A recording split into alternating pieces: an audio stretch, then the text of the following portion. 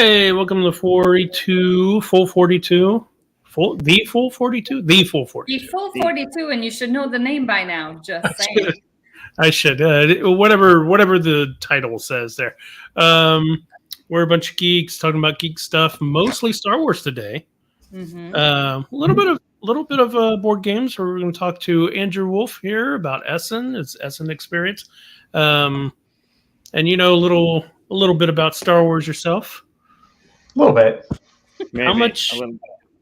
How many games of Star Wars have you been involved with? Is it just the I just designed the one. Just the one? Dark Side Okay. Rising, but I suppose there are other projects that I was attached to at some point. More peripherally, or things that have turned into Star Wars versions of games, sort of after the fact. I was at USA Operator when we started working on Talisman, and they ended up putting together a Star Wars version of that. Actually, something that I guess will come up when I kind of go through. Thanks, Dan. I will not be saying it. Oh, I'll say plenty of y'all. I mean, I'm from the South originally, so y'all gets in there all the time. Yep. What was I saying? There might be. I think there's a picture I have from Essen of a project that I was involved in that ended up having Star Wars iterations. So I don't know, tangentially more so, but I guess just the one actual game. That would be, as a designer, that would be a dream come true just to do a Star Wars thing. You know, as will be proved by how much geekdom will be spewing about Star Wars. Just realized that you have your Calyx shelf assembled behind you with a bunch of Star Wars stuff on it. Yeah, I don't have all the games out yet, and the game room's not built yet. So I was just like, well, I'll just start putting some Star Wars stuff that's out. Actually, all the figures are ones that I bought since I got the house. All my other figures are still packed away. So I can't stop. A lot of acquisitions. Yeah, I can't stop. Can't stop now. Once you start down the dark path forever, will it dominate your destiny? Now, speaking of Star Wars figures.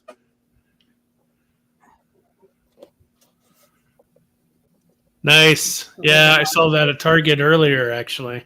I have him in his silver, but not the frozen one, and I have Grogu. And I don't have the spider, but I have this one that's open. Yeah. It's worthless now. Yeah. You took it out of the package. I bought it used. That's what we do.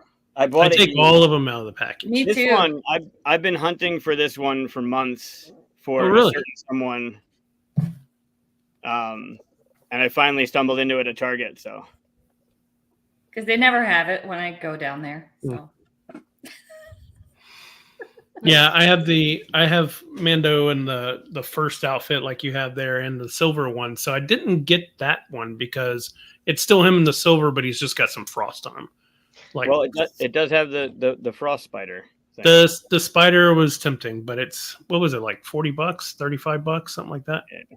30. Not for a spider. 97, something. Yeah. Dumb. Yeah. Wow. Yeah, these figures are not really cheap.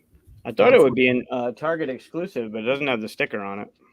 I did get Galen Urso for $6 Oh, nice. at Target. So sometimes you can get good ones. I'm always looking for Jawas at cheaper prices.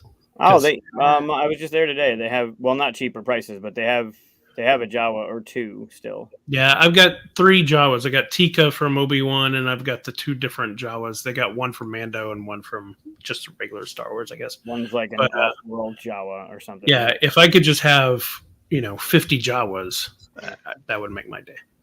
How different are they? They're Jawas. Yeah, they're fairly different. Tika from Obi-Wan actually comes with the little thing that I forget what it was, but he had taken it out of Obi-Wan Kenobi's thing. and was trying to sell it back to him. Oh, right. Like, if you're gonna steal from me and try to sell back my stuff, you could at least clean it first. And he's Yeah. like, cleaning's extra. I love Tika. Yes, collect them all. Yes, all Jawas. But anyway, so we will be. Before we get going, I know we shared the link last week in preparation because you were early with all of the things last week, which is atypical. I noticed we only got 4 people watching. I feel like maybe we should share out and say, come join us. Yeah, go ahead. I just shared it on my. I just did on my Facebook. Yeah. And you know, whilst we're waiting and stuff, we can. Shannon says she's watching a horror movie, so she's not watching the show. Can't believe she's picking horror over us. Aren't we scary? Oh, getting cold out there. All Jawas look the same. Jawas. I was just more questioning how The many toy. different like action figure versions there are available because they're Jawas. Like you get some brown robes and some little eyes, and some of them are maybe like 3 feet tall, and some of them are maybe 3.5 feet tall. But what are we talking about here? They're Jawas. Yeah, I want like a half dissolved Jawa so I could have Mando shooting. No disintegrations. What I really want is the big sand crawler. I can't imagine how big that would be though. The hat, like didn't Hasbro Pulse do one or? No, like the giant sand crawler that the Jawas use and stuff. If they made that for the 6-inch figures, that thing would be huge. Oh, I mean, I have the TIE Fighter, and that's huge. It's back there. You can see the top of it right there. Yeah, I can't really see it. Did you see they made a advent calendar, the Droid Factory advent calendar? Yes. Facebook has advertised that to me. And Yeah. like, it's in the shape of a sandcrawler. It's in the shape of a sandcrawler, yeah. They will be putting that on my feed in no time. They always listen to what I'm saying, and then it shows up on my Facebook feed as ads. Yeah. Yeah. The beauty of the internet. It's all there to serve us. It really is. And hurt the wallet also. The hell? There might be a few. Yeah, I'm looking. Yeah. Interesting. Yeah, they make 3 different kinds for the 6-inch Black Series. So. But regardless, the Jawas are not the most interesting thing. And we'll get into that. Yeah, so we are going to talk about our top 5 Star Wars moments. So that means make sure big spoilers are going to be coming because they're the big moments. So I'm just going to say it up front. If you're not a big, Star Wars fan or something, this episode's probably not for you anyway. So don't let us spoil something for you. But we're going to talk about all 11 canon films. And, it's within the realm. I don't know if the moments are going to hit those. But all those, and then the animated series and Disney Plus series, right? All that's within the realm of stuff we're going to do. So if you haven't seen some of those things, and I don't remember, are we leaving Andor out because it's not finished and all that stuff? Yeah. So no spoilers for Andor. It's not going to come up anyways. Yeah. I mean, they haven't finished it. So if there is a huge, awesome moment, it's probably going to be later, right? Yeah. I caught up, like I said I would, and we can talk about it. How am I missing a piece? What the fuck? Oh, sorry, Alan. Well, so I was going to propose, do you want to talk about Essen first? And yes. And then go into all the Star Wars stuff after that? Right. So before we go into Star Wars, that's a good point. Yeah. So you just got back from Essen. And, I mean, not just, but yeah, a week ago you got back from Essen, and tell us what you did. How was it? It was really cool. So, and I guess I can give a little, I don't know, just flavor background for it too. So I flew into Amsterdam probably for like 5 days before Essen started. Just like you can't. So here's the thing: you cannot fly to Essen. You have to fly to a neighboring city and then take generally a train there. The closest airport is Dusseldorf, but some people will fly into Frankfurt. I happen to know people were flying into Amsterdam, like Daryl Andrews and Erica Buyeris. Benita was there. A bunch of people ended up being there. So I was like, okay, cool. I've never been to Amsterdam. I'll fly into Amsterdam early, enjoy the city a little bit, meet up with other folks who are there, and then we'll take the train from Amsterdam to Essen. So yeah, spent a couple days in Amsterdam, which is just a delightful city. If you've never been, it's super cool. I highly recommend it if you are ever planning to visit Europe. And yeah, so from there, we all caught the train. We happened to run into Randy Flynn of Cascadia and Spiel des Jahres fame at the train station. He happened to be on the same train as us. So we got to hang out and chat with him a bit on the train ride. Showed up to Essen, and kind of everybody got settled. And then Essen is, like most conventions, is 4 days: Thursday, Friday, Saturday, Sunday. And it's, I guess it's closest in comparison to Gen Con in terms of like size and scope. I don't remember what the attendance is. I'm pretty sure it's higher than Gen Con, even like pre-COVID. I think the numbers are slightly higher. And it's, again, like Gen Con, it's like public facing, consumer facing, so anybody can attend. It has much more of a family friendly vibe to it. And unlike Gen Con, it's all exhibitor halls. There's no like programming or events or panels or seminars or anything like that. It's just imagine the show floor at Gen Con, like times 5. So there's 7 halls for the Messe, which is basically the convention center for Essen Spiel. And I guess it's weird. Everybody calls it Essen. But, Essen is the city.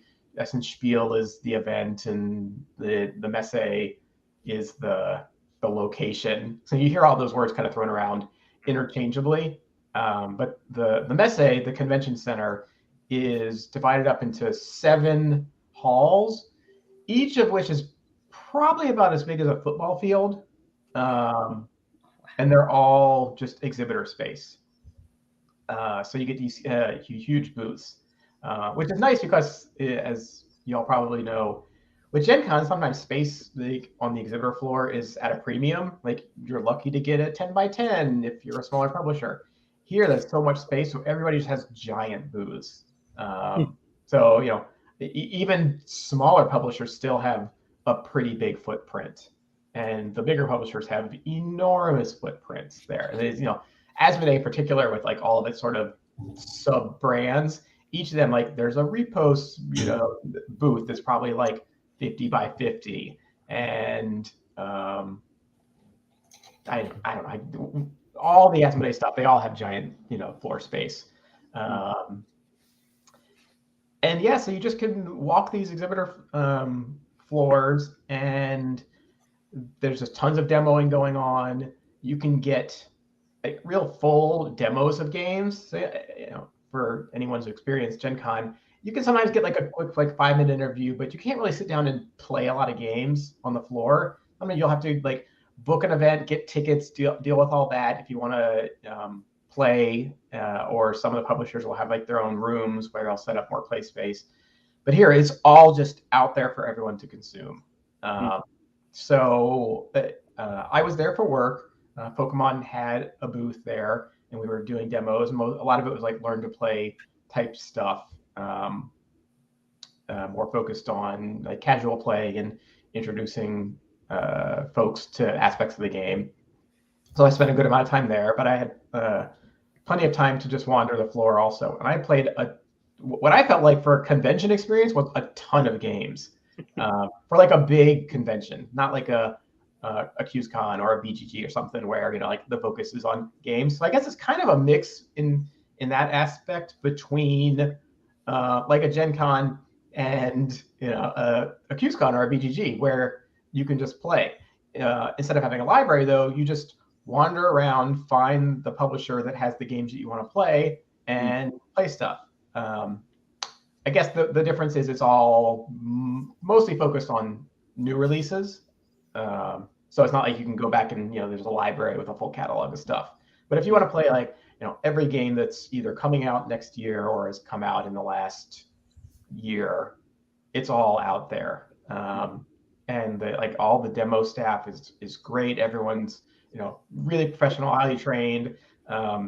Given this in Germany, pretty much everyone speaks German, but most of the booths, they have badges and they indicate which languages they speak. So you can find a table. It's like, oh, you speak English, or oh, you speak French, or Spanish, or Italian, or German, or whatever, and get demos that will facilitate communication. Because sometimes I sat down and I'm like, can I get a demo? And English is generally pretty safe, but I think one game I demoed, there was a group of people who primarily spoke French, and I spoke English, and the demo person was able to cover like both those languages, but probably spoke German too. So, wow. Sorry, what were some of those games that you played? Yeah, so I didn't know if you wanted to kind of run through. I took pictures of everything either I played or I watched a good chunk of a demo for that I thought was going to be interesting to share. Sure. And I can kind of run you through those pictures, unless you wanted to pull each of them up on BGG. That I don't know which way you want to do it, because my pictures are able to share just box tops and stuff. Yeah. Can you share your screen? Yeah. Under present or present? Under present. Give us a present and present it to us. Let me do this. Separate. Oh, hey, Mike, I don't know if you know this or not, but your Troubles game is upside down. Both of them? Yeah, no, they look right to me. It must be your computer. All right. Every episode. Oh, they'll never get fixed. Do this. Andrew and I didn't get the tiki mug memo there. Yeah. No, but like I said, I have my Moscow Mule mug. All right, so is everyone seeing? I just have some of the pictures up right now. Oh, yeah, Where's I can. The styrofoam cat cup. I thought that was going to last for multiple episodes. That was just one episode. I don't even have styrofoam anymore. That's just because we were moving. Okay, let me. You want me to add that? There we go. There you go. All right, so this is going to kind of be random because it's mostly just in the order that I played stuff by date and time more than anything else. Color code. So this game was really interesting. This is a publisher called Chili Island, and they had a smaller booth with a couple of party games. This one was pretty interesting because it reminded me of Colorful. In that I think we've played it, right? Color Code.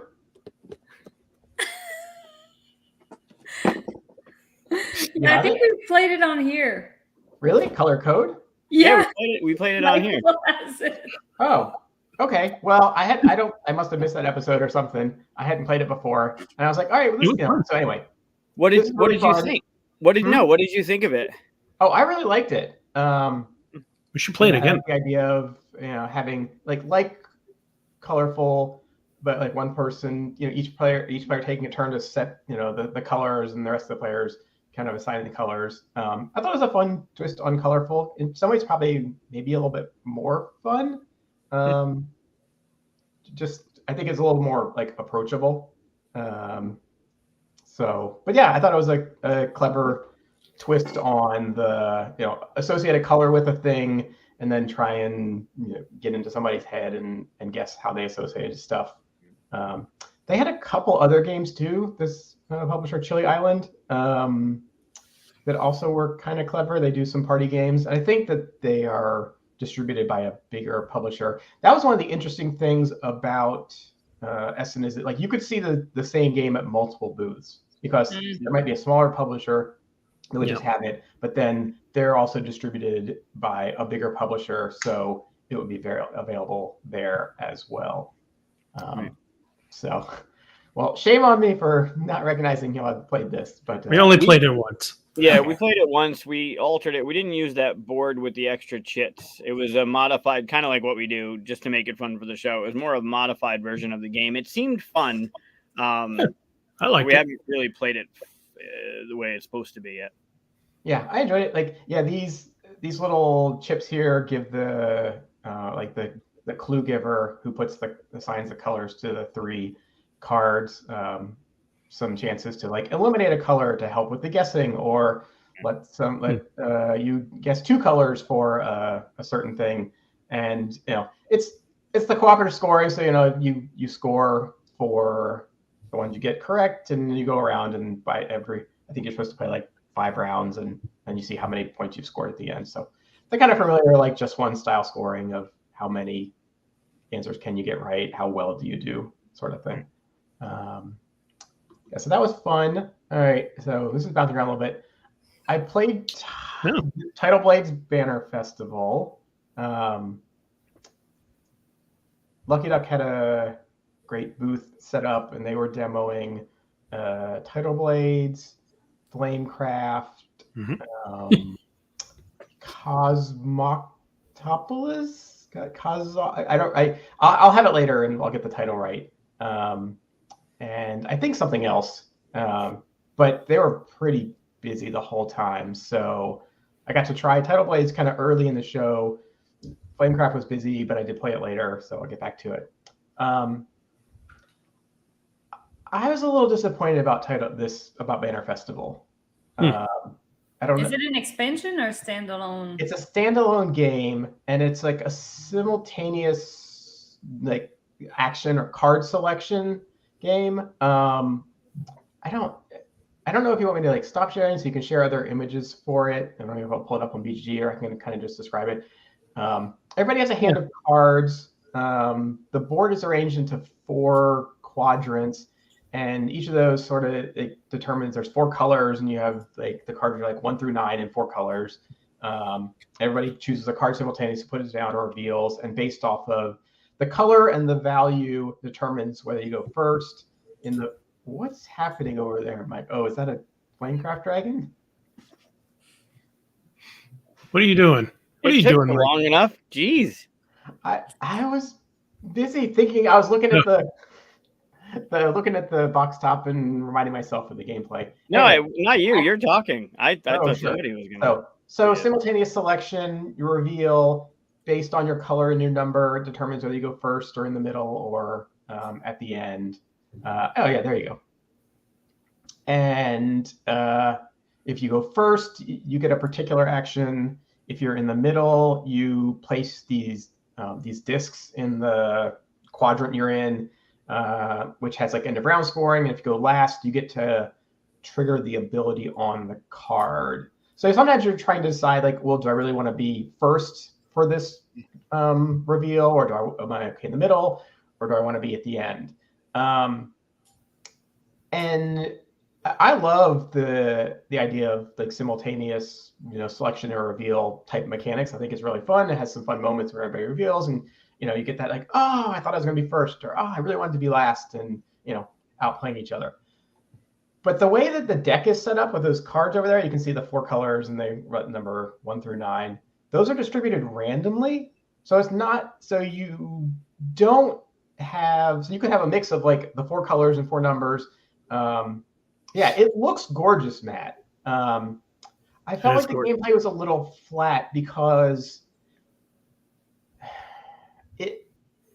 So I played the first round, like actively trying to, make decisions about what I wanted to do, and I found out that it was really hard because you had very little ability to predict what other people were doing because the deck was randomized. So it's not like you all have the same hand of cards. I could have a bunch of orange and purple cards and no blue ones, or a bunch of low value cards and not high ones. So, and you just don't know how the cards are distributed.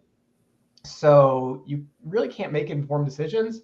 And I was curious after playing the first round and feeling like I didn't have that much agency, what would happen if I just chose, I didn't even look at my cards. I just picked one at random every time and play over 3 rounds. If I did that for rounds 2 and 3, I just was like, I'm just going to pick a card at random each time because all the actions are good. It tends to be like going first or last or in the middle doesn't always give you a huge advantage. And I won easily. So I felt like the game just played itself and my decisions didn't matter because I was able to win and I didn't have to put any thought into the cards I was choosing. You think if there was some kind of drafting beforehand that it would, Maybe, but that would be a long draft. Yeah. Oh, I was just thinking, like Terraform Mars has that where you can either just take a random hand in the beginning and play it, but the drafting gives you more. So I would play it again. I would be curious. Maybe it was just a group of players that I was playing with, but I was kind of disappointed that I was able to win and I didn't really have to put any thought into the cards because I think what happened is the game is overdeveloped. It's too balanced. So every single action has roughly an equal value at the end of the game. And it's hard to get an edge. So it just felt like it didn't matter. And for a game where you have a hand of cards and you're simultaneously choosing or revealing, I feel like each decision should have mattered more. So it looks gorgeous. I like the ideas behind it. I'm wondering if it just suffered from overdevelopment and it's too balanced and making those individual decisions not matter. I don't know. And I love JV and Mike and I think their games are great. I don't know what happened here for you. Did you ever play the other Title Blades, Breath of the Wild or whatever it was? No. I don't remember what it was. Do you remember what it was? Wave of the something? No, but it was the one with the box that doesn't fit in people's Kallax because it's so long. Yeah. So many of those. I don't know if you can see it or not, but I stuck Mosaic over in the corner because it doesn't belong. It doesn't fit on these shelves, so it doesn't belong behind me. So Heroes of the Reef. It looks gorgeous. The production value is off the charts. But the gameplay kind of fell down a little bit for me. But I don't know. Maybe I was overthinking it, or maybe it's just I'm not the right audience for it, and what I was expecting out of it didn't quite line up with how I experienced it. Anyway, so moving on, what did I play next? Oh, this is what I wanted to mention. So Funko was there. I used to work at Funko, and we're talking about Star Wars stuff. What I was impressed with, really, when I took this picture, was all these different versions of Something Wild, which is a game I designed there. It's just a very casual, very family-friendly, card melding game. But they've got so many versions now. So they have Star Wars versions. And I was like, well, I didn't work on the Star Wars versions, but there are Star Wars versions of a game I designed there, and in addition to a ton of other ones now. I'm just like, dang, there are a lot of versions of Something Wild that have made it into the wild now. Yeah. That's cool. All right. This is Harry Potter Vortex Challenge. This is the publisher, I think, is the same. I think it's an Asmodee thing. Same company that does Spot It, Dobble. It's kind of like that, where the back of the card tells you what the thing you have to do is, and it has all these kind of puzzly challenges. You have to find the thing that doesn't match, or is it like Braintopia? Is it like Braintopia but themed around Harry Potter? Maybe, probably. There's 4 or 5 different challenges. The card back tells you what the challenge is.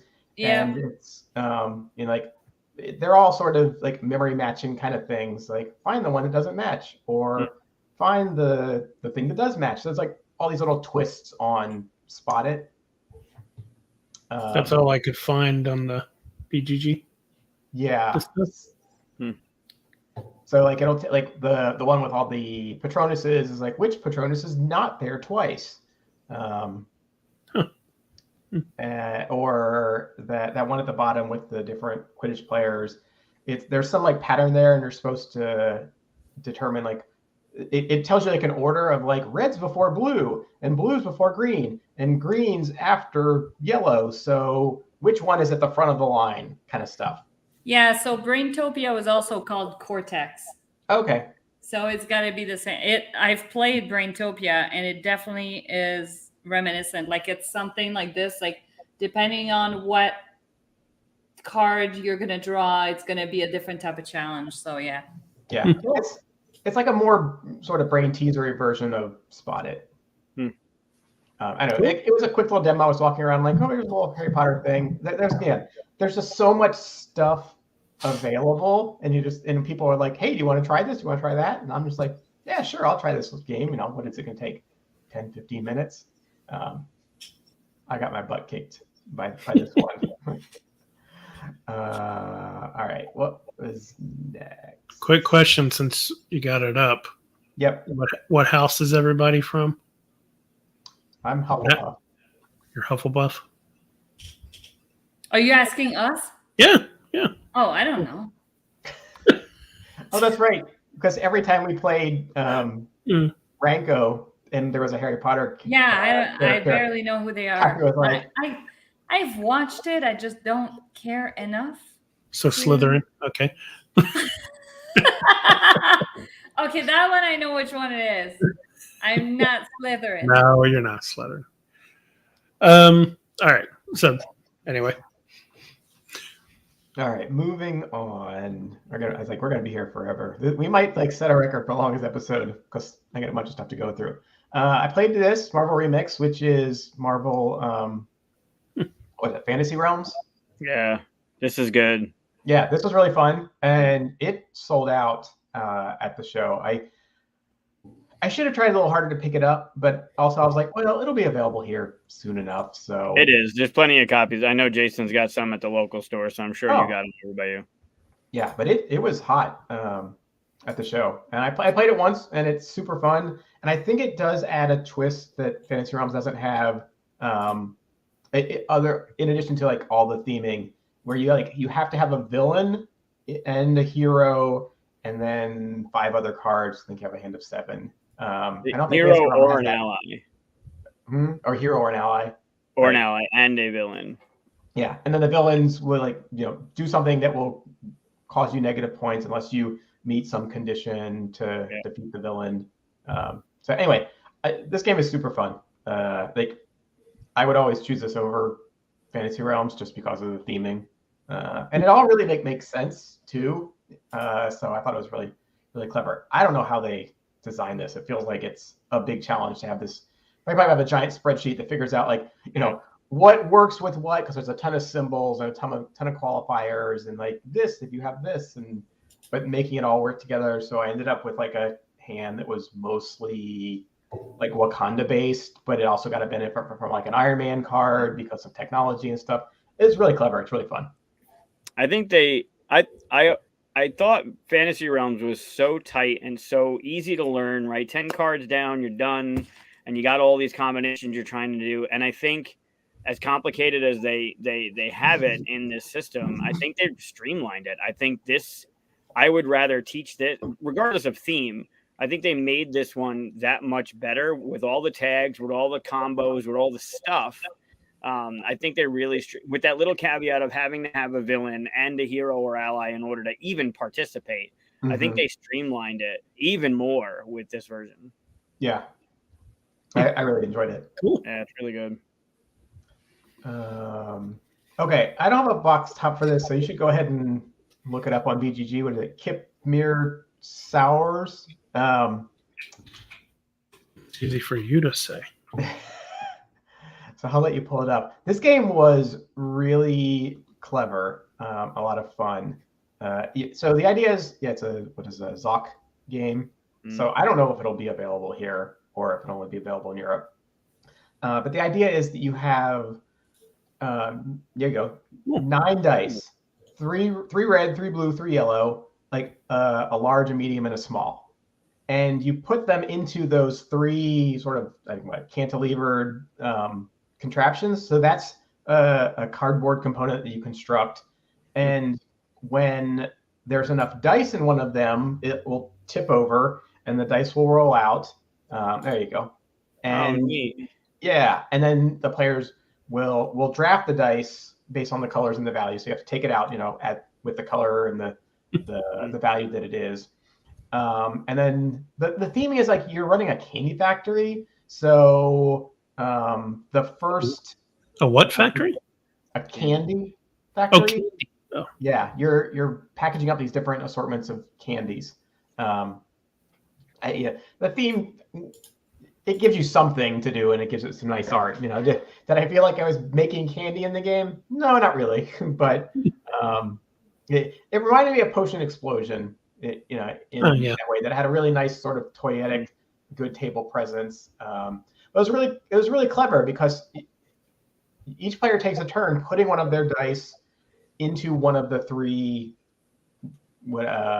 things, and then each of the different colors, the bronze, silver, and gold, based on the dice you take out of it, allow you to do a certain thing. So the bronze one let you basically like craft candy, and the silver ones let you like package it up, and then the gold ones allow you to like take it to market. So you have to balance it out, and like you're paying attention to the colors of the dice that people are putting into the different things. You don't know when it's going to tip over. Everybody sort of has this limited amount of resources because you have the 9 dice, but like the bigger ones are heavier and they'll cause the thing to tip over faster. So maybe you want to put a smaller one in. It was really fun. Like it was very simple, but just the idea of like putting dice into these different tubes and not knowing when they're going to tip over to allow players to draft the dice out of them. It was really clever and fun. Kip mir Zaurs means give me a treat. Oh, there you go. Looked it up. And now you know. Google translated for you. So yeah, this was really fun. I was really curious about this because I think this wasn't it nominated for one of the Spiel Awards? Yeah, I think so. I believe. And I was like, I just don't know what this is. So I checked it out.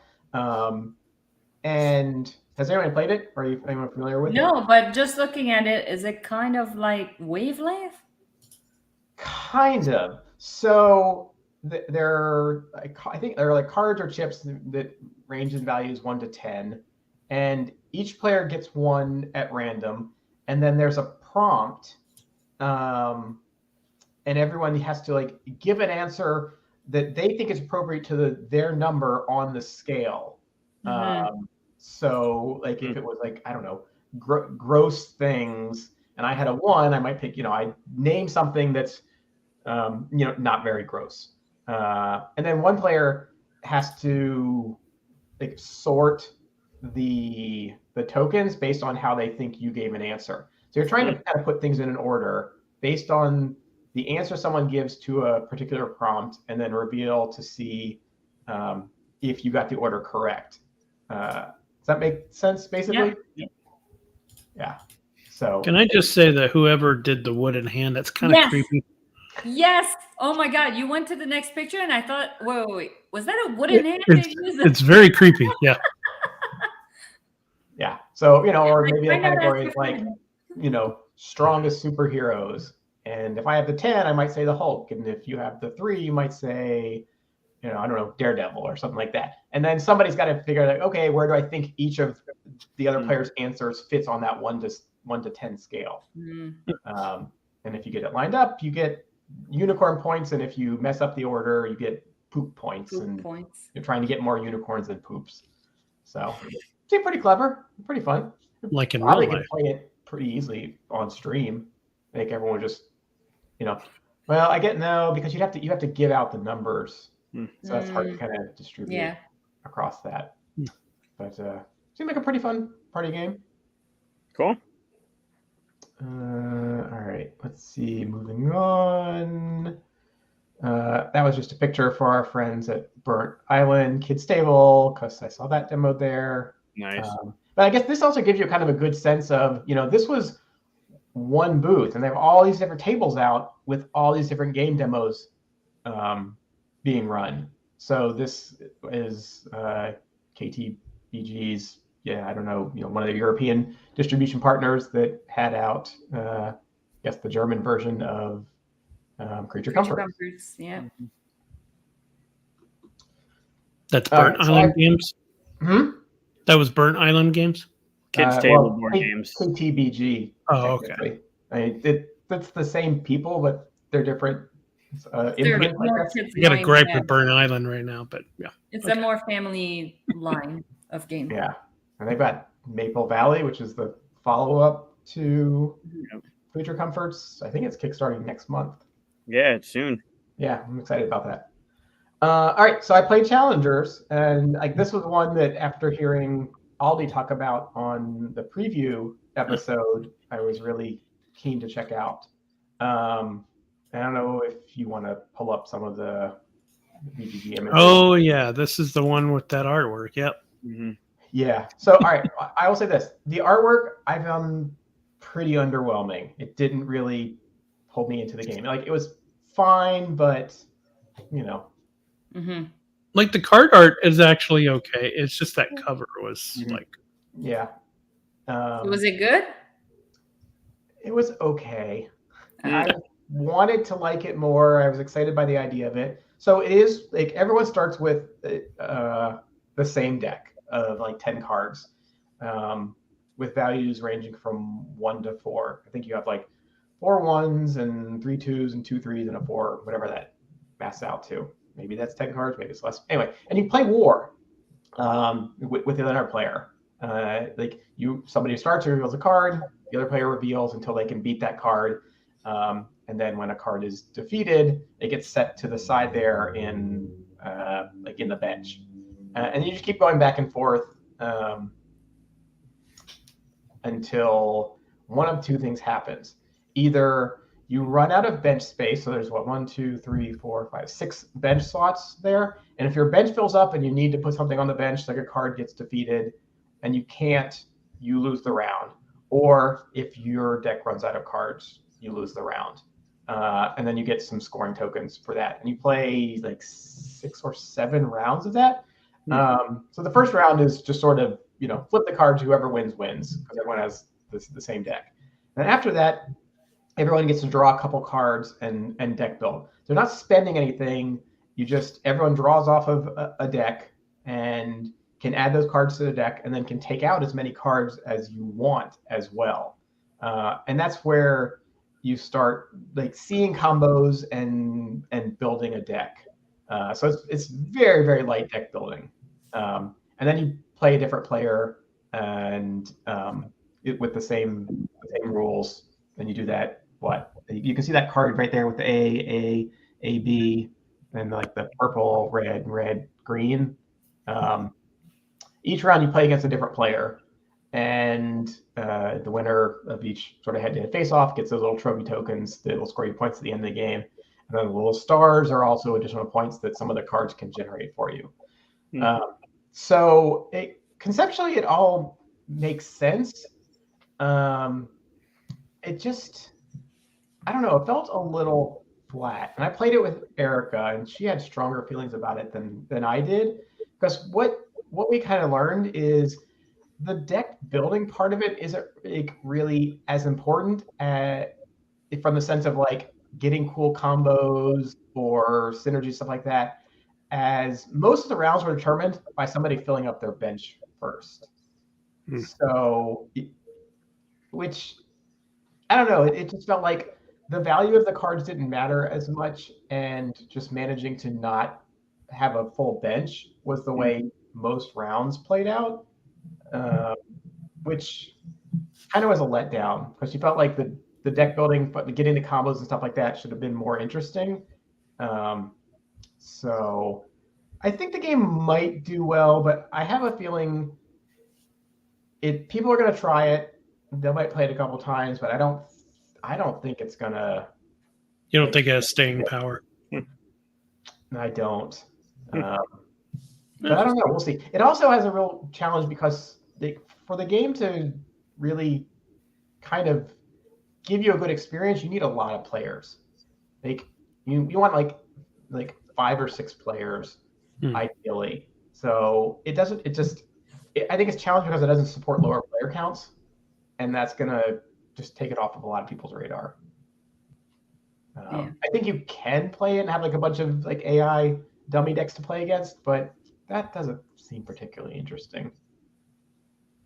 So, yeah, I would play it again. I wouldn't buy it. Rating of eh. Yeah. Oh, that's the one with all the mushrooms. It is the one with all the mushrooms. So I want that game for the mushrooms. I want that game just for the mushrooms. Oh, okay. Yeah, this was pretty clever. It's blue-orange, so it's pretty simple. It's got great components. So everybody gets, I believe, like 4 cards. The cards values they're like 1, 3, 5, and 7 in four colors for 4 mushrooms.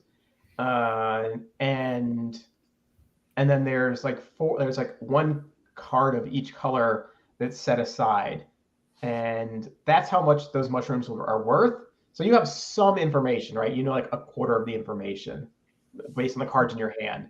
And what you're trying to do is collect mushrooms that you think are going to be the most valuable, so that when you reveal the actual point values of the mushrooms at the end of the game, ideally you have the ones that where the card tucked away was like 5 or the 7s.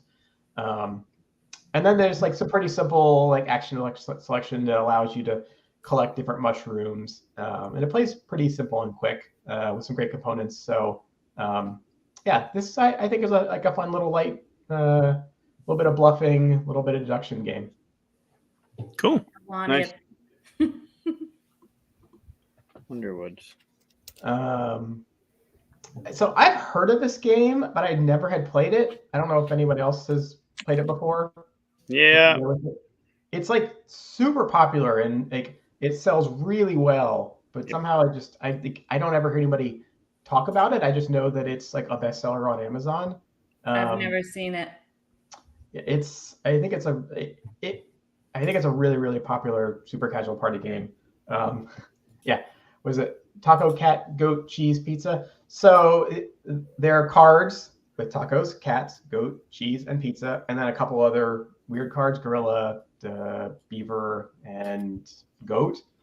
And everybody gets a portion of the deck of these cards, and on your turn, you have to say the next thing in sequence. So like I would say taco, and then Chris would say cat, and then Michael would say goat, and Katia would say cheese, and I would say pizza. And then when you say the thing, you flip a card.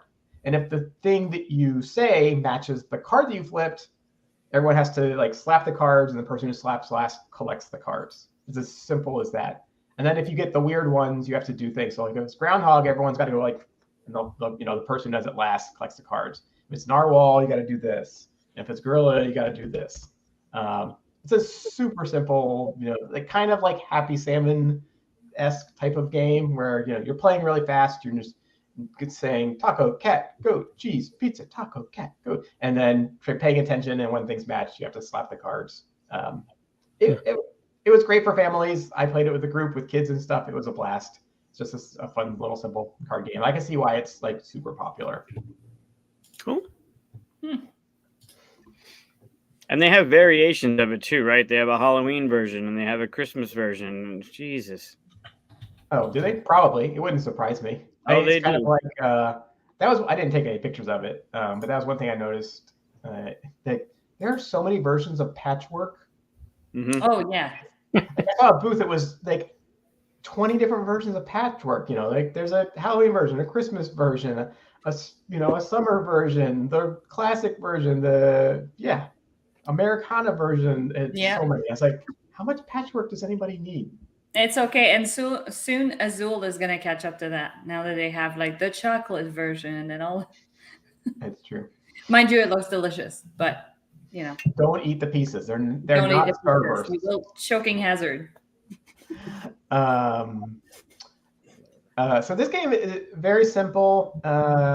You play it with like your Spotify list, and then you put out a sequence of cards. Oh yeah, she was actually there. She was hosting the game. They had a really great setup in the Blue Edge booth for this, where you have 5, kind of like Dixit. You have these like 5 abstract art cards. And then you pull up the next song on your Spotify playlist or, some music list. And then everyone votes on what they think the album cover from the cards is for the song. That's kind of cool. Yeah, it was super fun. And then the people kind of like Dixit, like if you vote in the majority, you get points or, it's got some simple party scoring, but it's just like some abstract art cards. You play, a snippet of a song. Everyone says like this, I think, is the album cover for that song, and then score some points. It's really fun. Yeah, cool. I would like that. All right, what's next? Okay, so I play. Speaking of Azul. Oh yeah. We played Maui with the beach towels. Right. And it was a fun sort of twist on Azul, where you're drafting these combination of towels to make this track across the beach, and when the colors line up, you score points on the various tracks. There are a couple of twists, like there are spots with the little pearls that you can reveal, and they give you some bonus points.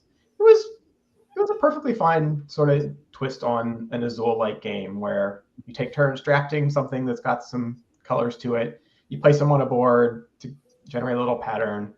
This one, it's towels, and you're setting them up across the beach, and then based on how you can align things, score points.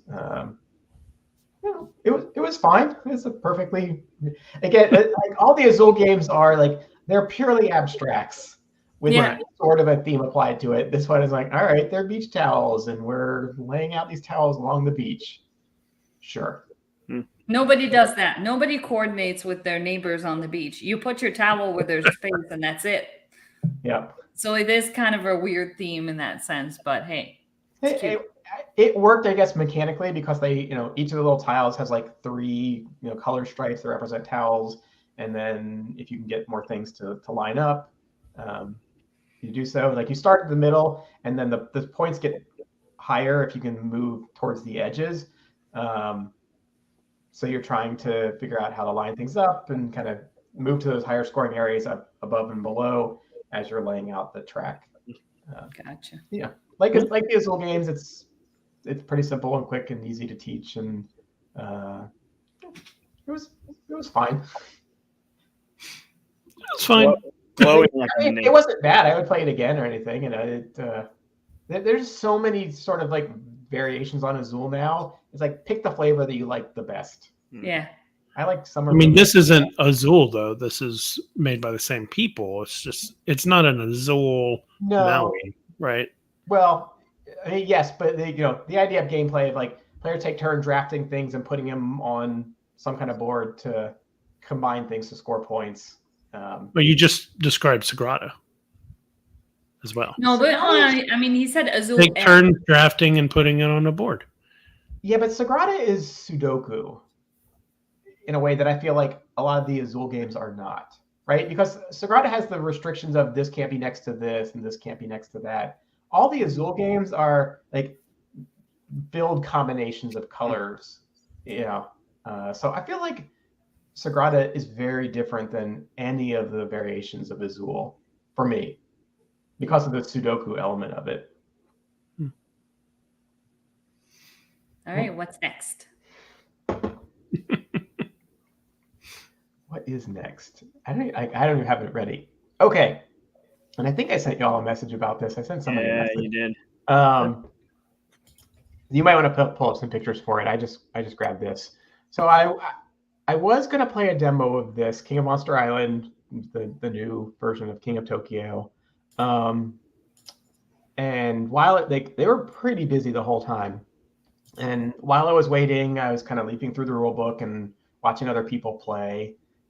And I came to the conclusion that this game is an awful lot like the Thanos Rising or any of the other Rising games. Like, it's distinctly King of Tokyo also, but this game is cooperative. Players are working together to defeat a big bad.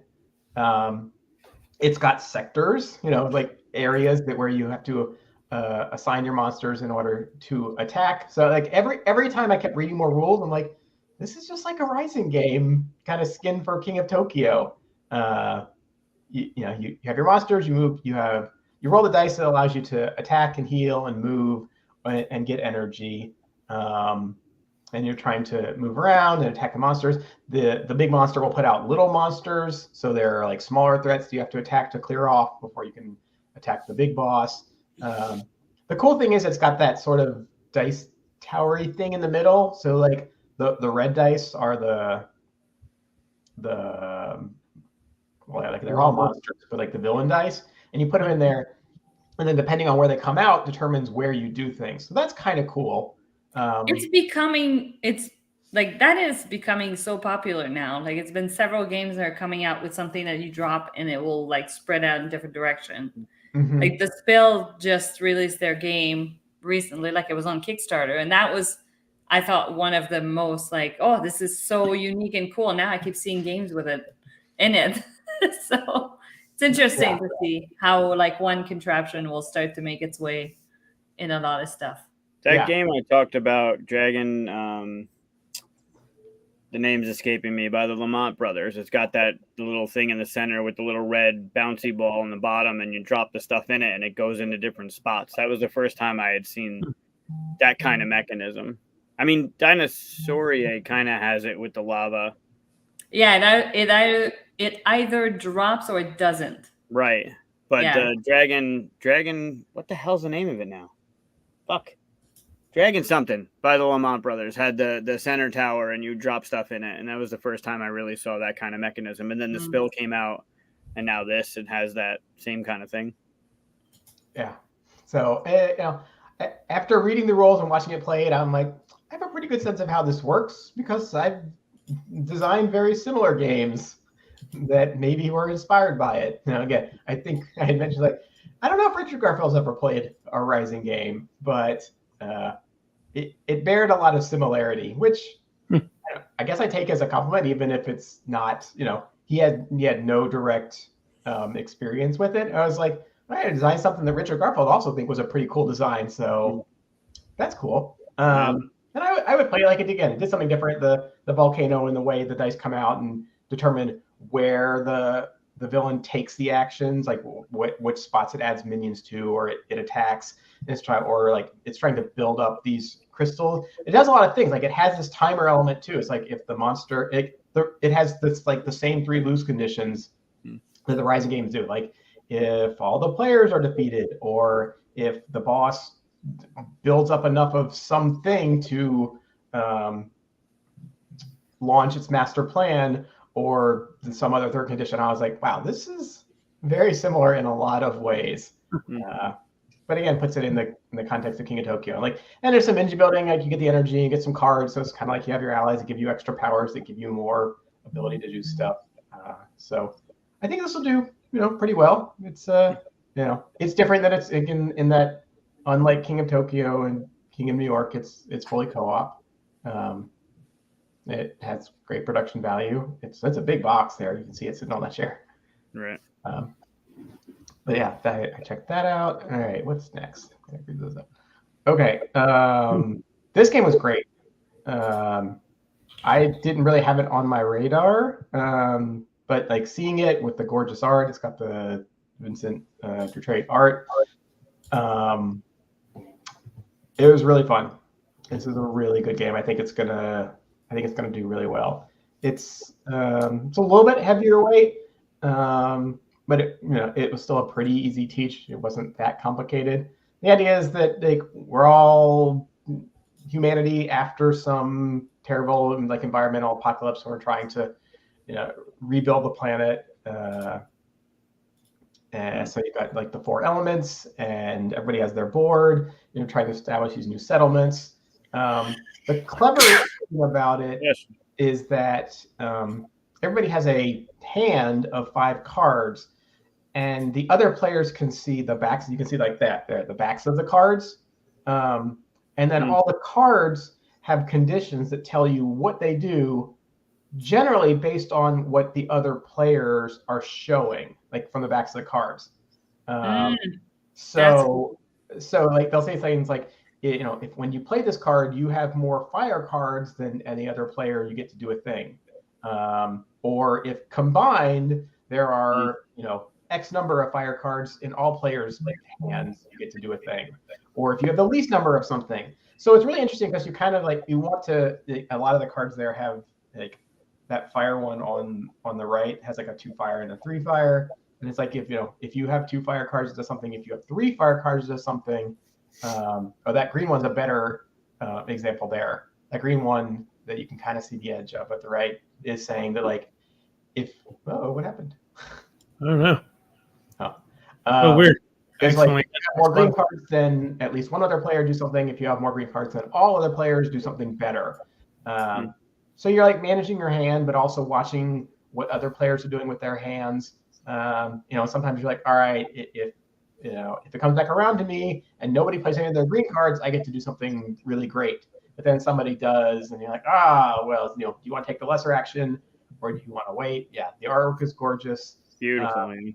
But the gameplay is fairly simple. It has a lot of interesting moments with the card play, and I feel like even when it's not your turn, you're watching what other players are doing and thinking about, planning ahead for your next turn. And then you've got some actions where you're moving guys around on your board to build out your settlement. And it is a bit of a racing game. The first player to build out, I think, like 5 of those little tree thing, the meeples. The first person to put all 5 of them out there triggers the end game. So you're also kind of having this racing element, but just because you trigger the end game doesn't mean you're going to win, because there's scoring points for various objectives and stuff like that. So I'd be curious to see how they adjust that mechanism of like the cards that are showing in your opponents, how they adjust that for 2 players versus 4. I think that there are cards that you only play with 3 players or 4 players. Okay. That help to mitigate that. That makes sense. So you take some cards out of the deck based on player count. I played a 3-player game, so yeah, I think we pulled some cards out for that. Oh, cool. But hope someday to design a game that Trait does the artwork for. Yeah, the artwork is really great here as well. So yeah, I really enjoyed this quite a bit. Oh, there it is. Cosmoc. Oh yeah, I keep seeing ads on my Facebook for this game. Yeah, because it's coming to Kickstarter soon, so they were previewing it.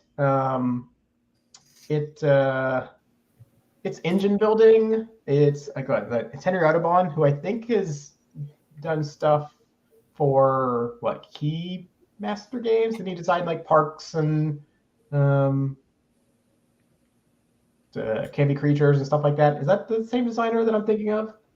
I don't know. Sure. Anyway, they were running demos of this. It's got really cool components. It's got a really great art style.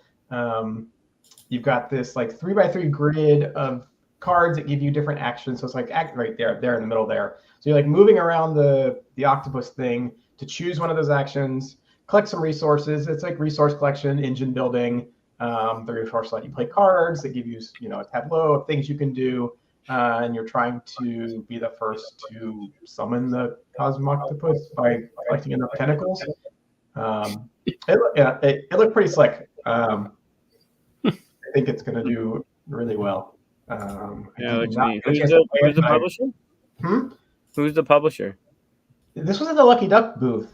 So publishers Paper Fort Games or Stone Sword Games.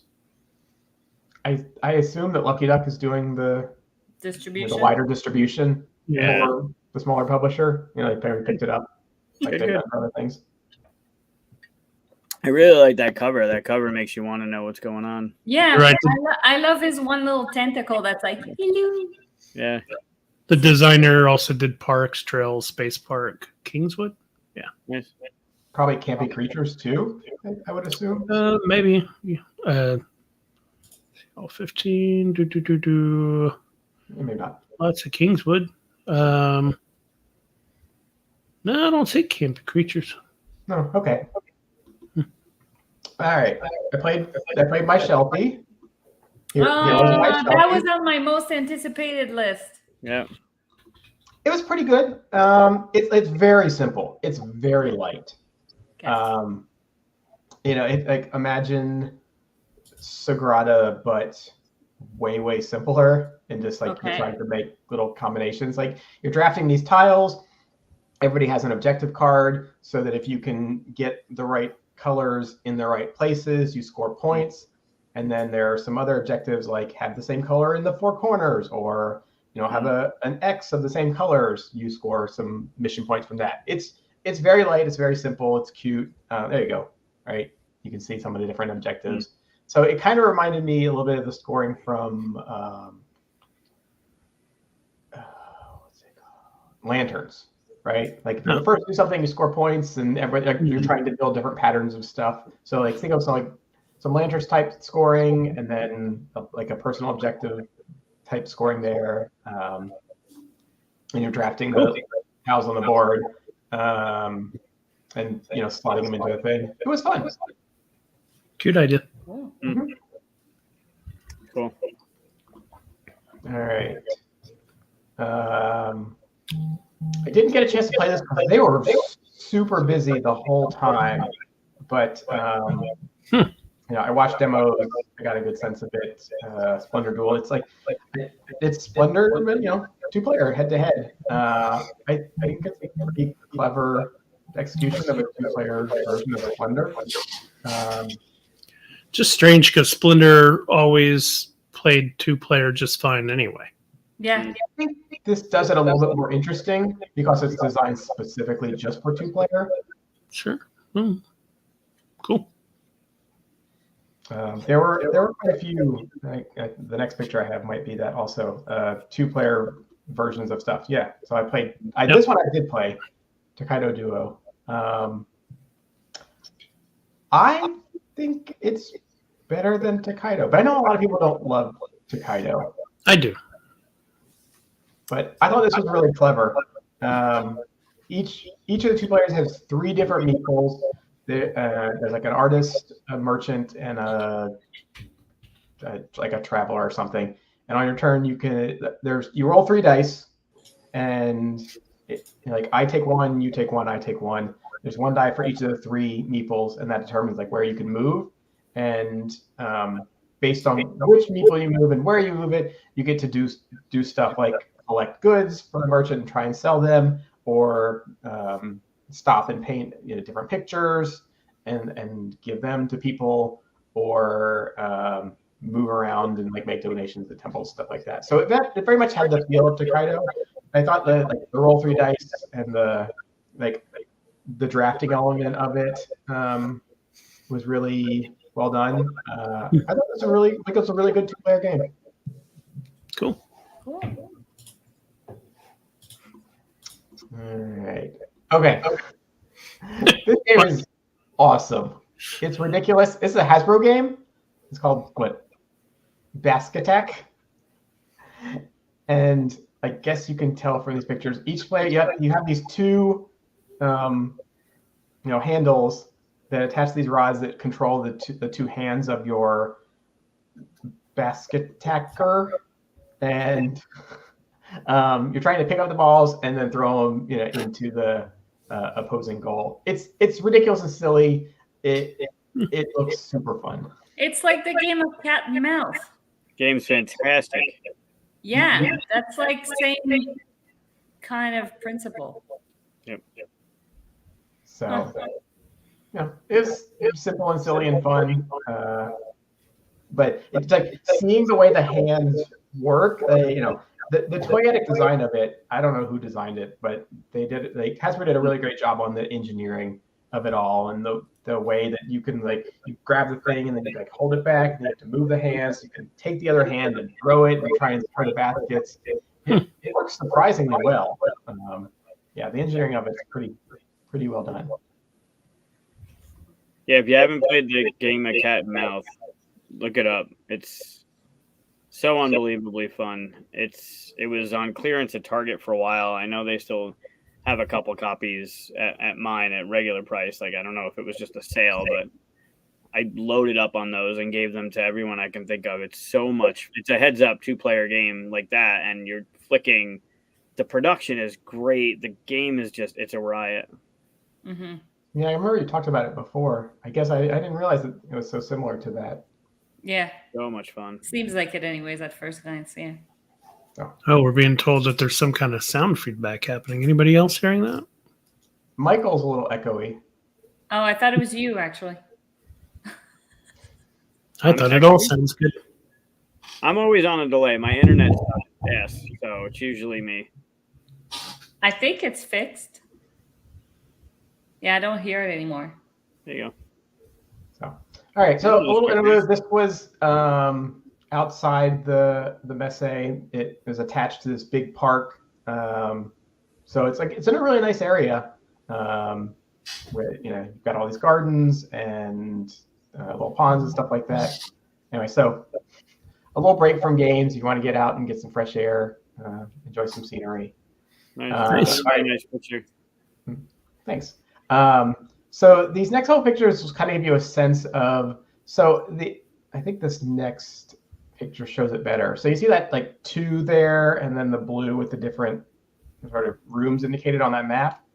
That blue is all of the different halls. Or 7 of them, and then in between the 3 and the other 4 is what they call the Galleria, and it's this sort of kind of open air area where you can see all these food vendors set up along both sides as you cross between like one half of the show floors and the other half, which is really cool that you can like wander through here. And this is where people get like the spiral potatoes, and they've got all kinds of different cuisine from all kinds of different cultures.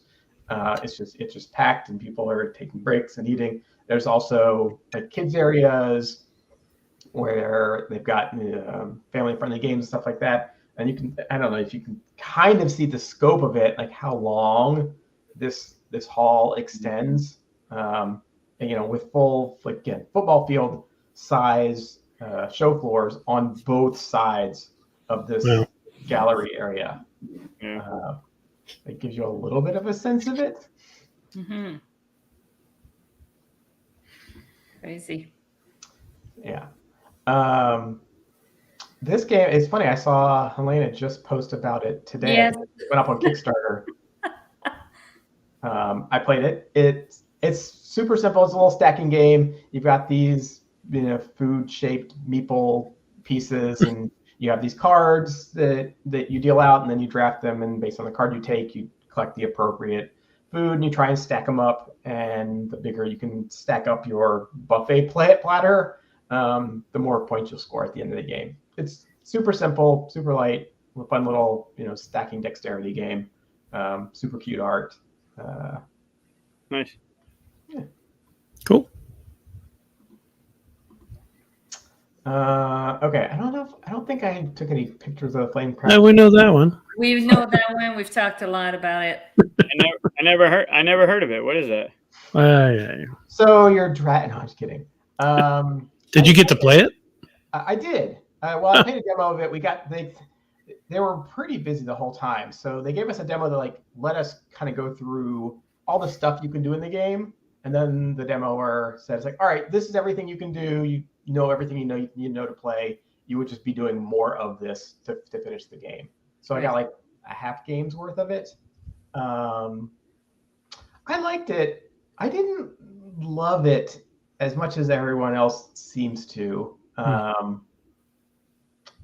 But I'm not sure why. Maybe it's just it is very light. I think it's lighter than I expected.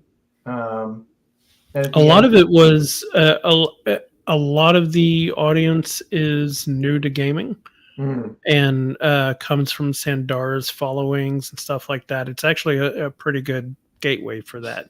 And That so makes sense. I think if you keep that in mind and stuff, it's a pretty good game for that. I guess like by the same token, I know a lot of people love Wingspan. I played Wingspan. Like Wingspan's fine. Like does the theme do anything for me? Not really. Will I play it? Yes. Do I think it's an amazing game? It's good. This kind of reminds me of that in a lot of ways. It's like it's good, solid gameplay. It's got great art. It's a fun theme. Is the gameplay itself like super revolutionary? Like, does it do anything really new or interesting? Not really. You place a thing, you collect some resources, you fill some recipes, you score some points. I've done that in a lot of games. The art is super appealing. The components are great. I would gladly play it. So I saw someone asking, "Is like, do I need to own this?" And I was like, I think. I think what got me a little bit is that they had all these add-ons, and maybe for me, I'm just like, I don't need the super fancy deluxe version of it. That's going to end up costing you like $100 if you got like metal coins and the plastic dragons and the bits and stuff like that. Because it was like, this is a perfectly good $30 game experience. I would have a hard time spending more than $30 on this. And I think you can get a $30 retail version and be like, that's perfect. The retail version is still pretty awesome. It's got all the artwork and stuff in there. It's one of those things where I guess because it went on Kickstarter, they had put all these bells and whistles in and do all these upgrades and stuff like that. And then, so I'm like, is this a $70 game? Is it worth the like $70, $80 experience? And the demo even had to explain, it's like, here's what you need to know. If you buy this, this is what you get. And you can spend $10 more and get this. And you can spend $20 more and get this. It felt like going to like a car lot and saying, do you want the base version or do you want the deluxe or the premium deluxe with all the add-ons? And like, what kind of experience do you want for this? Yeah. But it was fun, and it does look gorgeous. It's beautiful. Okay, so this, I think, no, it's facing the right direction. This game was really clever for a party game. What is it called? Not That Movie. So what it does is it takes titles of movies and like flips the broken titles, the two parts. So you can see what it says, like, right, like instead of 500 Days of Summer, it's like Up Summer 500 Days. So you pair these cards up, and then you get new titles like 500 Days Holiday or Roman in the Rain, because the way the halves of a title break up. And then it presents you with a good review and a bad review of a hypothetical movie, not any one of these in particular. And then every player has to try and vote on which of these like new titles, like 50 Shades in the Woods or The Sound of Innocence, the both good and bad review of this hypothetical movie pertain to. And based on how people vote, they score points. So I thought it was pretty clever that the way it combines the titles and then gives you these reviews. It was a pretty fun way to kind of lean into pop culture and the combinations you can get. You sort of get these infinite variations. I'd almost want to just skip the game and start combining stuff to see, the Cabin of Innocence and stuff like that, just to put them together. I think having like the good and bad review of a hypothetical movie, then when that with the context of these hypothetical titles creates some interesting moments. So that's pretty fun.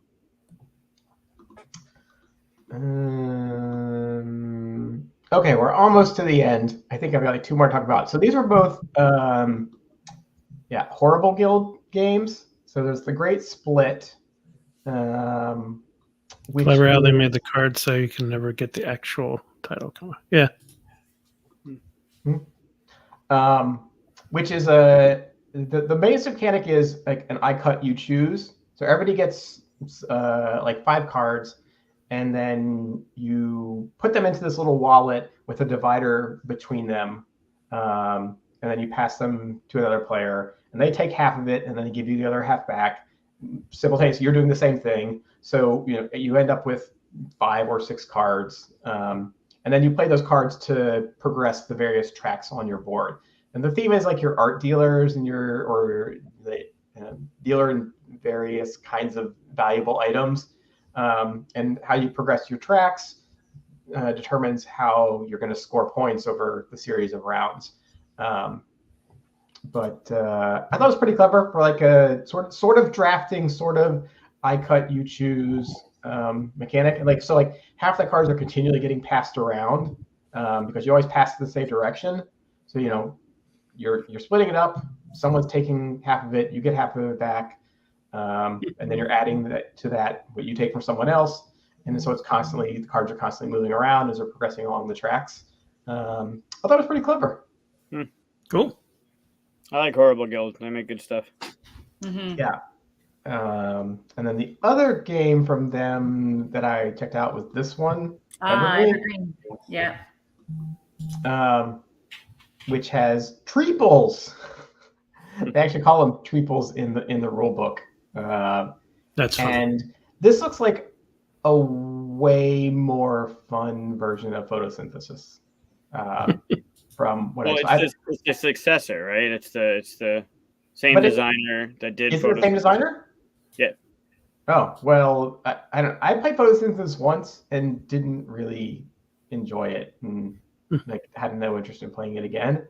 This seems way more interesting. I want triples. Than photosynthesis.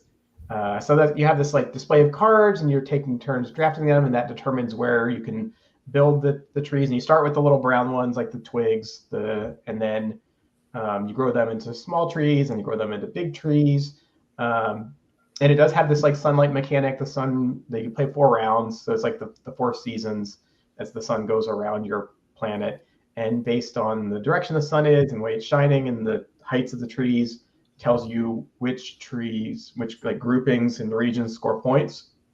So it still has the like big trees cast a shadow that's too long, little trees cast a shadow that's 1 long. But you're not like competing against other players for that anymore. You're just trying to build out your board to kind of maximize your points over the 4 seasons and how you're sort of terraforming your planet. So yeah, I think this is really cool. I think this is going to do really well. It looks good. Nice. I like the artwork. Mm-hmm. Yeah, the card art is really nice too. It's got this kind of like, I guess, Mobius style art, kind of sort of French impressionistic kind of. Yeah, the art looks really, really gorgeous in this game. Very cool. I think that's everything. Yeah, that's it. I know it was a lot, but that was pretty much everything I played, or I sat in on a demo of, or they caught my attention. Obviously, there's plenty of stuff out there, and it's hard to take it all in, but I'm glad I had the opportunity to go. If you ever get the chance, I recommend it. Very cool. Yeah, I might be going next year. You never know. Trying to anyway. We'll see. I'm starting to relearn German again. You don't need to. No, but I want to. Fair enough. I've always wanted to know another language, so it gives me like I'm gonna do this and like earn my way to Essen in a way. You know what I mean? So, did anybody have any questions about anything or anything else I might have seen? I was trying to think of the things that I had on my list from the past episodes, but I remember I had Maui on there. Couldn't remember the other ones that I had though. I think I had Evergreen and then that other one that you showed. Mushroom one. The mushroom one. Yeah, you definitely had the mushroom one. What was the best thing you ate? That's a good question. The the French fries in Amsterdam, the frites, were so good there. Is it mayo? You get mayo in it? Yep. The places I went where I ordered them, they have a menu with like 20 different sauces. And yeah, they're mostly mayo based, but like they just make French fries correctly. Like they double fry things. So they have these like huge, I don't know, like displays of, pretty thick cut fries that have already been like blanched, fried once. And then when you order, they fry them again, so they get the double fry on them, and they serve them to you fresh. They serve them like these paper cones, with the dipping sauces and stuff. And my God, they just know how to make potatoes there. That's how we make them back home too in Quebec. And I try and explain to people the difference between like blanching potatoes before you fry them and not, and it really makes a difference. It really does. Like they're fluffy and tender on the inside, but they're crunchy on the outside. Yeah. And because they're fresh fried, the second time when you order them, they come out like they're perfect and they don't get soggy. And yeah, they're really, really good. Yep, Matt. What else? We went out for a traditional German meal. One night I went with some of my coworkers where we had sausages and potatoes, just all the traditional German foods, and that was delicious. There were some good meals, but I think those French fries. The other thing that was kind of exceptional, if you've never had if you've had a stroopwafel, which is like the crunchy, waffle things with like the caramel filling in between, like a waffle caramel sandwich thing, they're good. But you can get them fresh there, and it's bonkers ridiculous. That just like right off of the, I don't know, grill, the waffle maker thing, where they cook them and they put the caramel filling in between and serve it to you, and it's like all just warm and still crunchy and gooey and delicious. Best stroopwafel I've ever had. Making me hungry. Yeah, I want those. I want all of them. All right.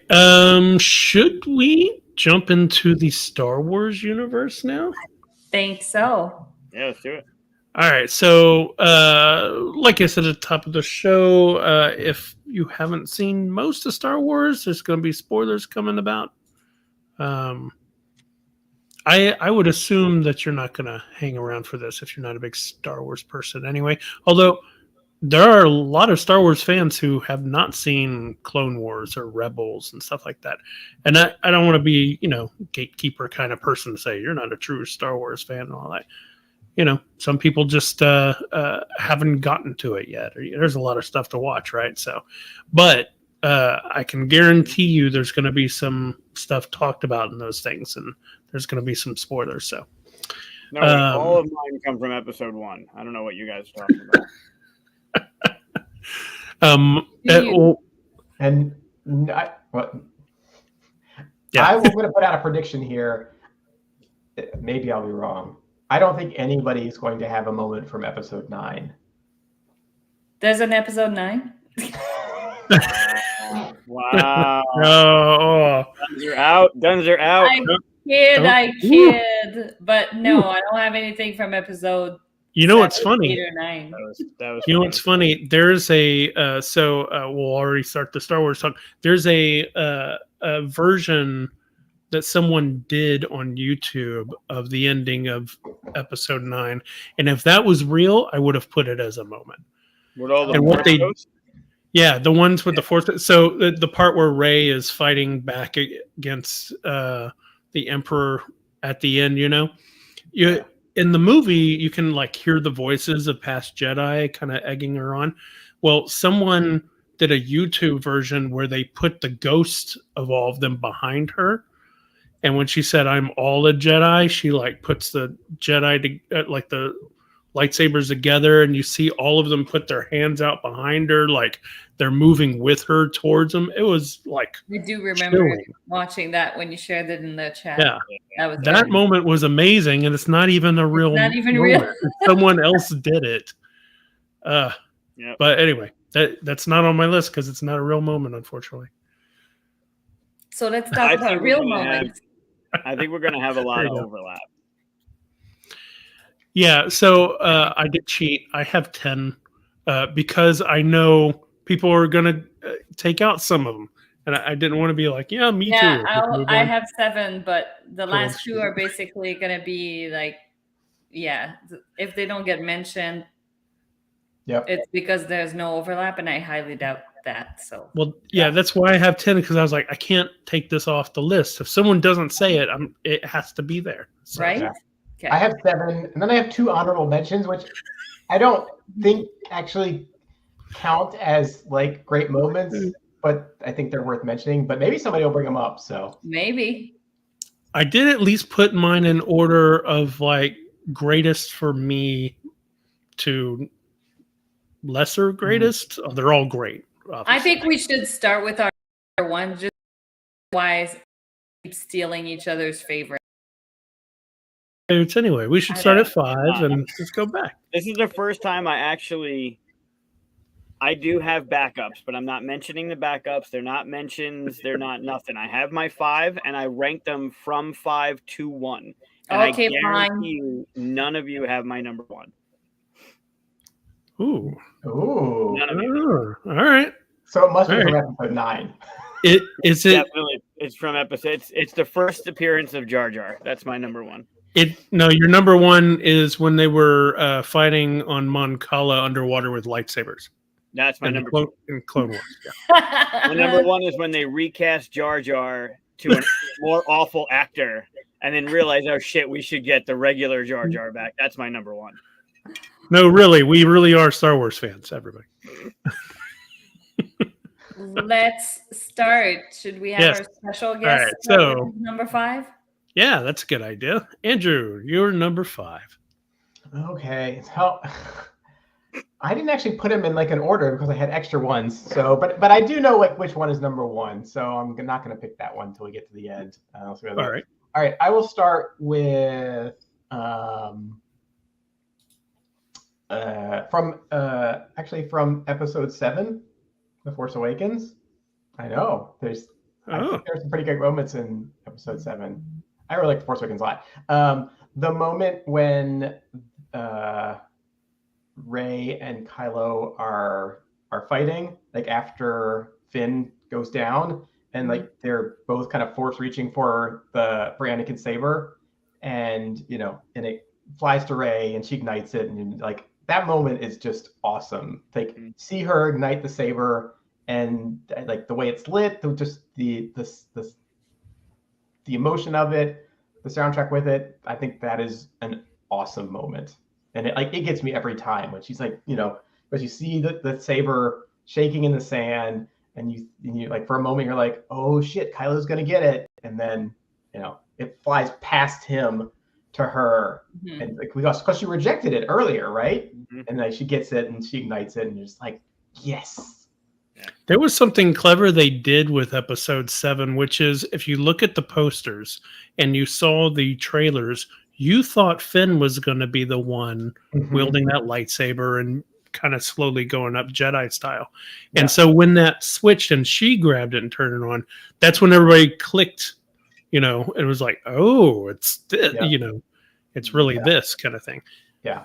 I you didn't know like episode 7. Like, I think 8 is fine. It has some moments that fall down, and 9 is whatever. But 7 got me really excited for the sequel trilogy in a way that like I think makes 8 and 9 fall down even harder by comparison because of the way it sets stuff up. Like to your point, Finn fights with the lightsaber earlier on Takodana, and starts fighting Rey or Kylo with it towards the end too. So like it and Rey rejects it. She's like, no, I don't want this thing. So it does a really good job of making that moment really epic.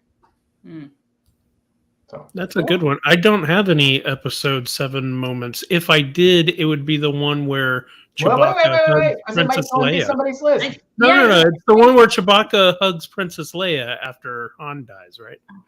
Oh, that didn't happen, right? I will just leave the studio. I'll click the X and I'll fucking leave. You bring up that bullshit. Would that not have been a great moment, though? Okay. It was such a missed opportunity. You got me going now. Oh shit! No, I did like 7 a lot. I just don't have any on my list. All right. Anyway, All right. who's next? Then Me too. are we going? Chris, you go Clockwise? next. Oh, sure. Yeah, we'll go that way. So just watched 7 again last night. Hmm. Oh, he's got a list here. We got to bring you on as a guest sometime to talk Star Wars. Right. Yeah. So my number 5-ish is happens in Rebels. Oh, wait. So there's 2 really huge moments. Actually, there's more than that, really. Yeah. But this one is Maul versus Obi-Wan. I knew that was going to come on up. mine. So I left it out because I knew you were going to bring it up. That was one on my list, so I'll knock it I off. have an arrow there because I knew Chris and I had already talked about that moment. And what makes it even better is my brother who's commenting right now. He told me about this, and going back and looking at it, it's even great. Is in the fight whenever Obi-Wan gets ready to attack. First, he takes his normal pose, the fingers and all that stuff. But then he takes the pose of Qui-Gon, and the moves that they make right then is the same moves that Darth Maul used to kill Qui-Gon, but Obi-Wan turns it on him. And it makes me think that this entire time he's replayed that moment in his head since he was young, thinks about it every night. He knew exactly what to do. Well, now we kind of know that him and Qui-Gon are talking, right? Right. That makes it even better. Like maybe he was even in his ear, who knows? But the only reason for me that moment is not in my top 5 is because I actually find it too short. I think when I rewatched it again, when I went through Rebels again, I was like, damn, that scene is so short. Like that fight is so quick, but anyways, I think it being short so brilliant though. When we see Maul fight Qui-Gon and Obi, it's a big, long, epic battle. And when we see Ahsoka fight, Maul fight Obi and Qui-Gon. When we see Ahsoka fight Maul, it's this big, epic thing. You're not supposed to bring up things that are like not said yet. That moment though, being so quick, it makes it so much strong. Like I wrote down, I stopped breathing. Like when that happened, I remember sitting up. I text Chris right away, right when it happened. Like I paused it, and I think I might have been tearing up. And I text Chris like, "Holy shit!" I think I stopped breathing. Like I sat up in the seat, and I'm watching this happen, and it just did the thing. And I was like I don't remember breathing. It was. And some things he told me about whenever he was watching it was like, "Oh, I know where he's coming." Like I knew it was coming. So, I think the fact that it's so short is the brilliant part of it because it's not about the cool moves. It's not about the cool, awesome battle action scene and stuff. It was about that moment between them. And even the fact that after the fight, he holds them. Yes, that was I like that. And it's like, because at that point, Maul is not the same Maul that he was when they first fought. Right. And he's not the same Obi-Wan either. Yeah. Like it shows that, Obi-Wan only took that path as the last resort. He's like, I didn't want to have to do this, but you put me to it. And like, all right, if we're going to do this, we're going to do this. And in fact, Obi-Wan doesn't light his lightsaber until Maul says, "You're here protecting someone." And that's when Obi-Wan's like, oh, this can only end one way now. Yeah, that was on my list. It was higher than 5. It was 3. It was my number 3. All right. Well, then fill in with your backups. Oh, I am. All right, Mike. You know what I realized is for this episode we should do a snake draft kind of thing because otherwise I'm gonna end up getting like beat for all of my. All right, we'll do it. That's a good point. All right, Michael. All right. This is my number 5. from Empire. Oh. And I think it's known to be ad-libbed. It's not ad-libbed. But it speaks to the character and the situation in 5, and then the way they bring it back in 6. It gets me every time. And it's when Han is about to get frozen and Leia says, "I love you," and he says, "I know." And then in return, when she does the thing, and it's like moment in her face when she gets to say it back to him, it always gets me. Yeah. Yeah. When you said episode 5, I knew which one you were going to bring up. There's so many a many lot. good moments, right? But and then to revisit it later in 6, it just makes it so good. Have you ever read Shadows of the Empire?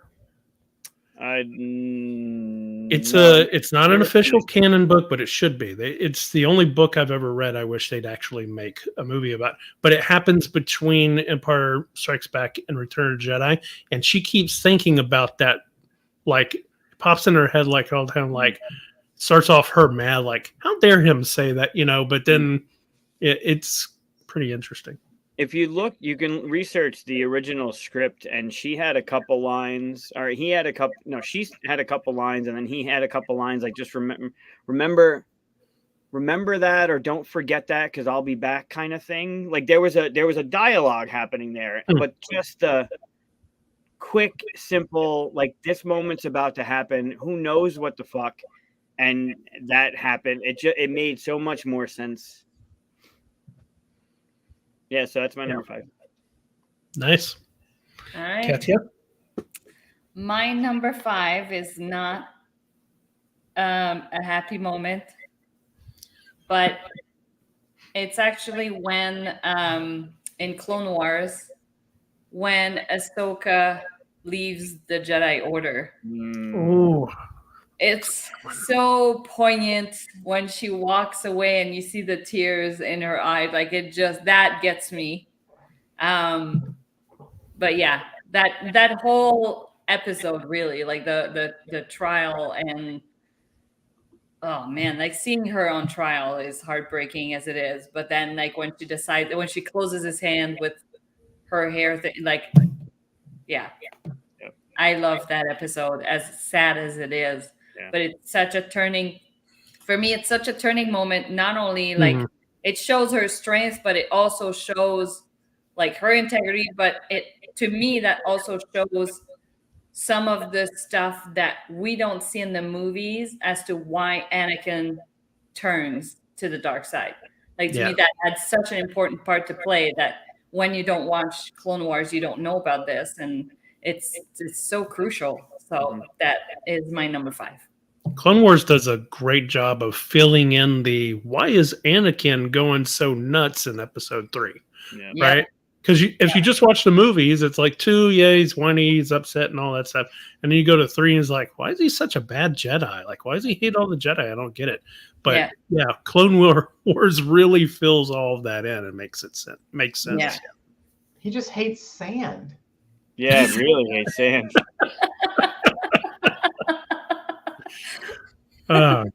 Good one. I didn't have that one. Yeah. That was up there. That was a good pick. Now you get to run it back. Yep. Now I get to go again. Yes. So now we're going to number 4. Yeah. So my other moment is actually it's the last episode of Mandalorian season 2. It's twofold. When Din Djarin removes his helmet and Grogu touches his face, and then also when Luke shows up. Like, that's just whole last scene is so epic. That scene might be my most rewatched scene of all. And yeah, the way that he walks in, the way they filmed it, it's just, all of it. It was what everybody wanted to see, and they just delivered. Like, it was just, aside from the CGI stuff that people didn't like to me, it didn't bother me, because I wasn't super focused on his face. It was more about the moment that was happening. So But yeah. Yeah, that was an amazing moment, and a great reflection of other moments too. Yeah. Well, the end of the first episode, right, where Din gets to the bounty, and we see that dome, and then you see Grogu's hand reach up, like he's trying to reach for him, and then you see that moment where he takes off the mask and he gets to touch him. Like that is just Yeah. Yep, that was one of mine on the list as well. That's a good one. Mike? All right, my number 4. I am a big Obi-Wan fan. I blame him for a lot of the shit that happened, but I am a huge Obi fan. I love from the first time we see him say hello there when he's scaring the Tuscans away from Luke. There's just something epic about him. And going into the prequels, Ewan McGregor just brought him, like Sir Alec Guinness was amazing, but Ewan just embodied the role, and he is by far like just amazing. And working through 1 and 2, and as a Star Wars fan, you know episode 3 is going to bring some bad shit, right? You know something's going to happen, and you're waiting for that something to happen, and you see it progress, and you see it progress. So Padme goes down, right? And Obi's up on the ship, and he just takes his robe off and drops it. And everything that happened, like that badass, just that moment was like, oh shit, like here we go. And it got you hyped up for like, you've seen him fight Grievous, you've seen him do all this fighting, and now there's going to be this apprentice master thing that you've been waiting for to see. And he just nicely just drops the robe and is just like, I'm ready.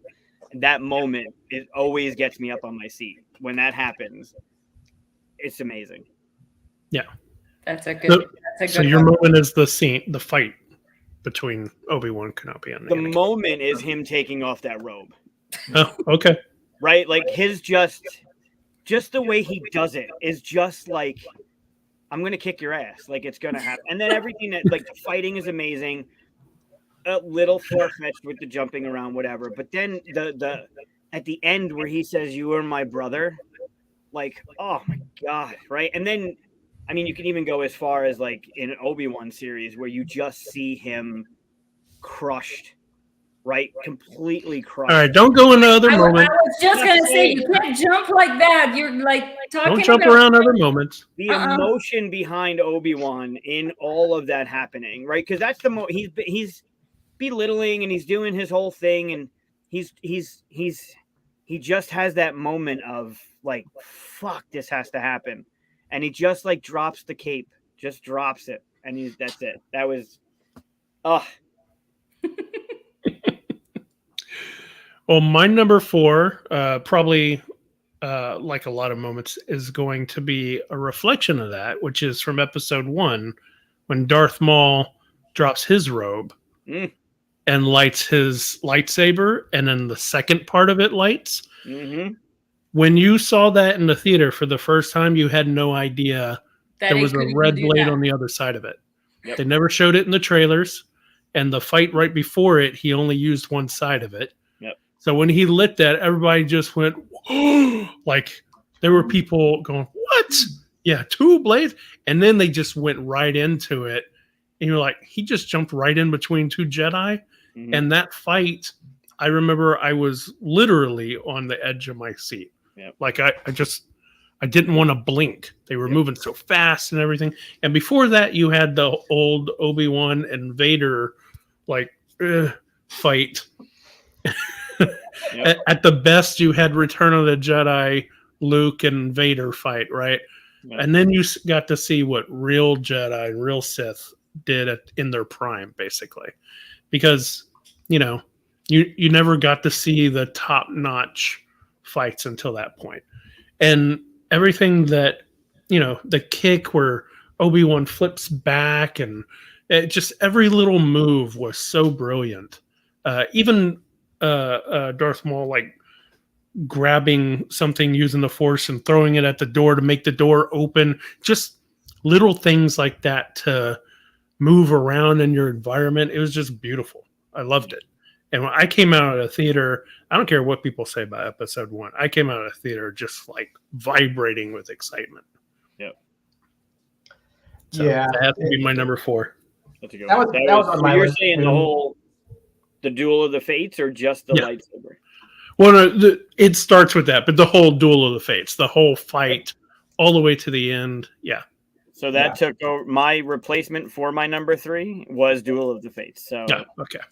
Yeah, I had Duel of the Fates on my list too, but it really is that first moment when they face off, like, because the rest of Duel of the Fates is great, but like it is intercut with, the Gungans fighting the battle droids, and Anakin and the ships trying to take down the control ship and stuff. Like it's cut interspersed with all this. Like I guess there's 4 things going on, right? Because there's like Padme also trying to. Right, Yeah. I guess it's the Queen Gambit game. That's why that game is so good. It embodies all 4 things that are happening in that moment so well. Yeah, It's but kind that of a moment, Star particularly Wars- where the music starts, the Duel of Fates, like, and it's the music too that I think is so epic. Like Mhm. Duel of the Fates, this underpins all of that so much that like it's hard to imagine any of it without any of the rest of it. But right when Maul walks out and like ignites a saber, and then Obi-Wan and Anakin are like, all right, we got this, and I think your brother is like, it's like, we're gonna go elsewhere. Yes. Yes. Everybody takes the long way. They're not going to walk past him.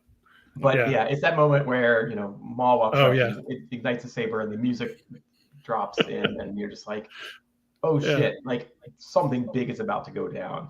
Yeah, that was on my list too. Yeah.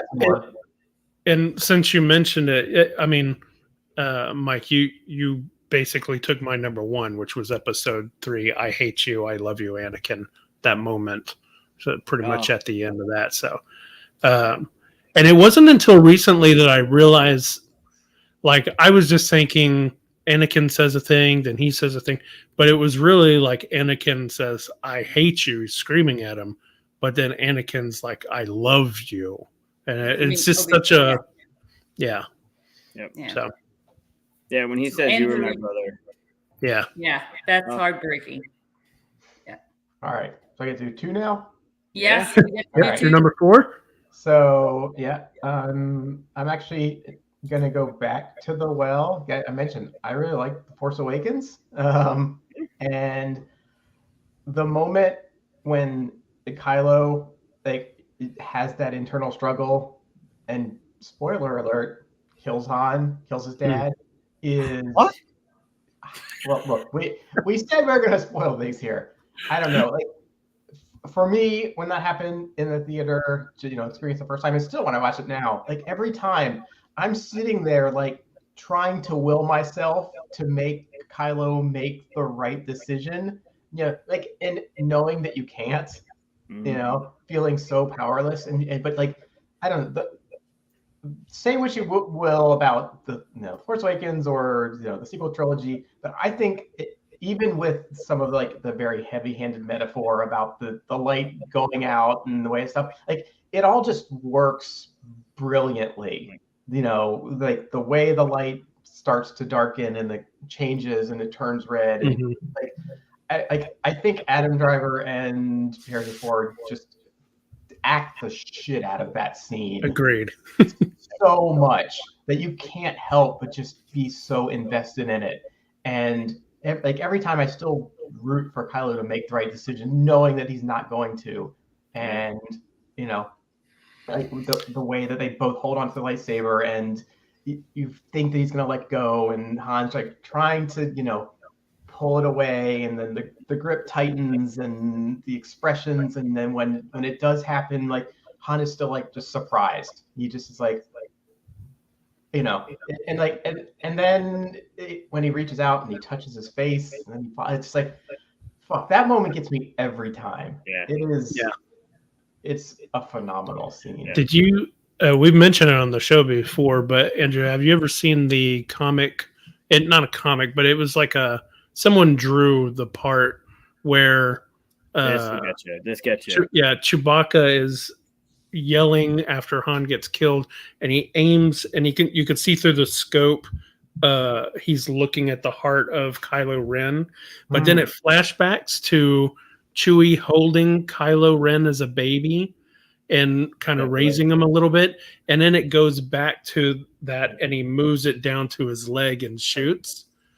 No, Just that thought.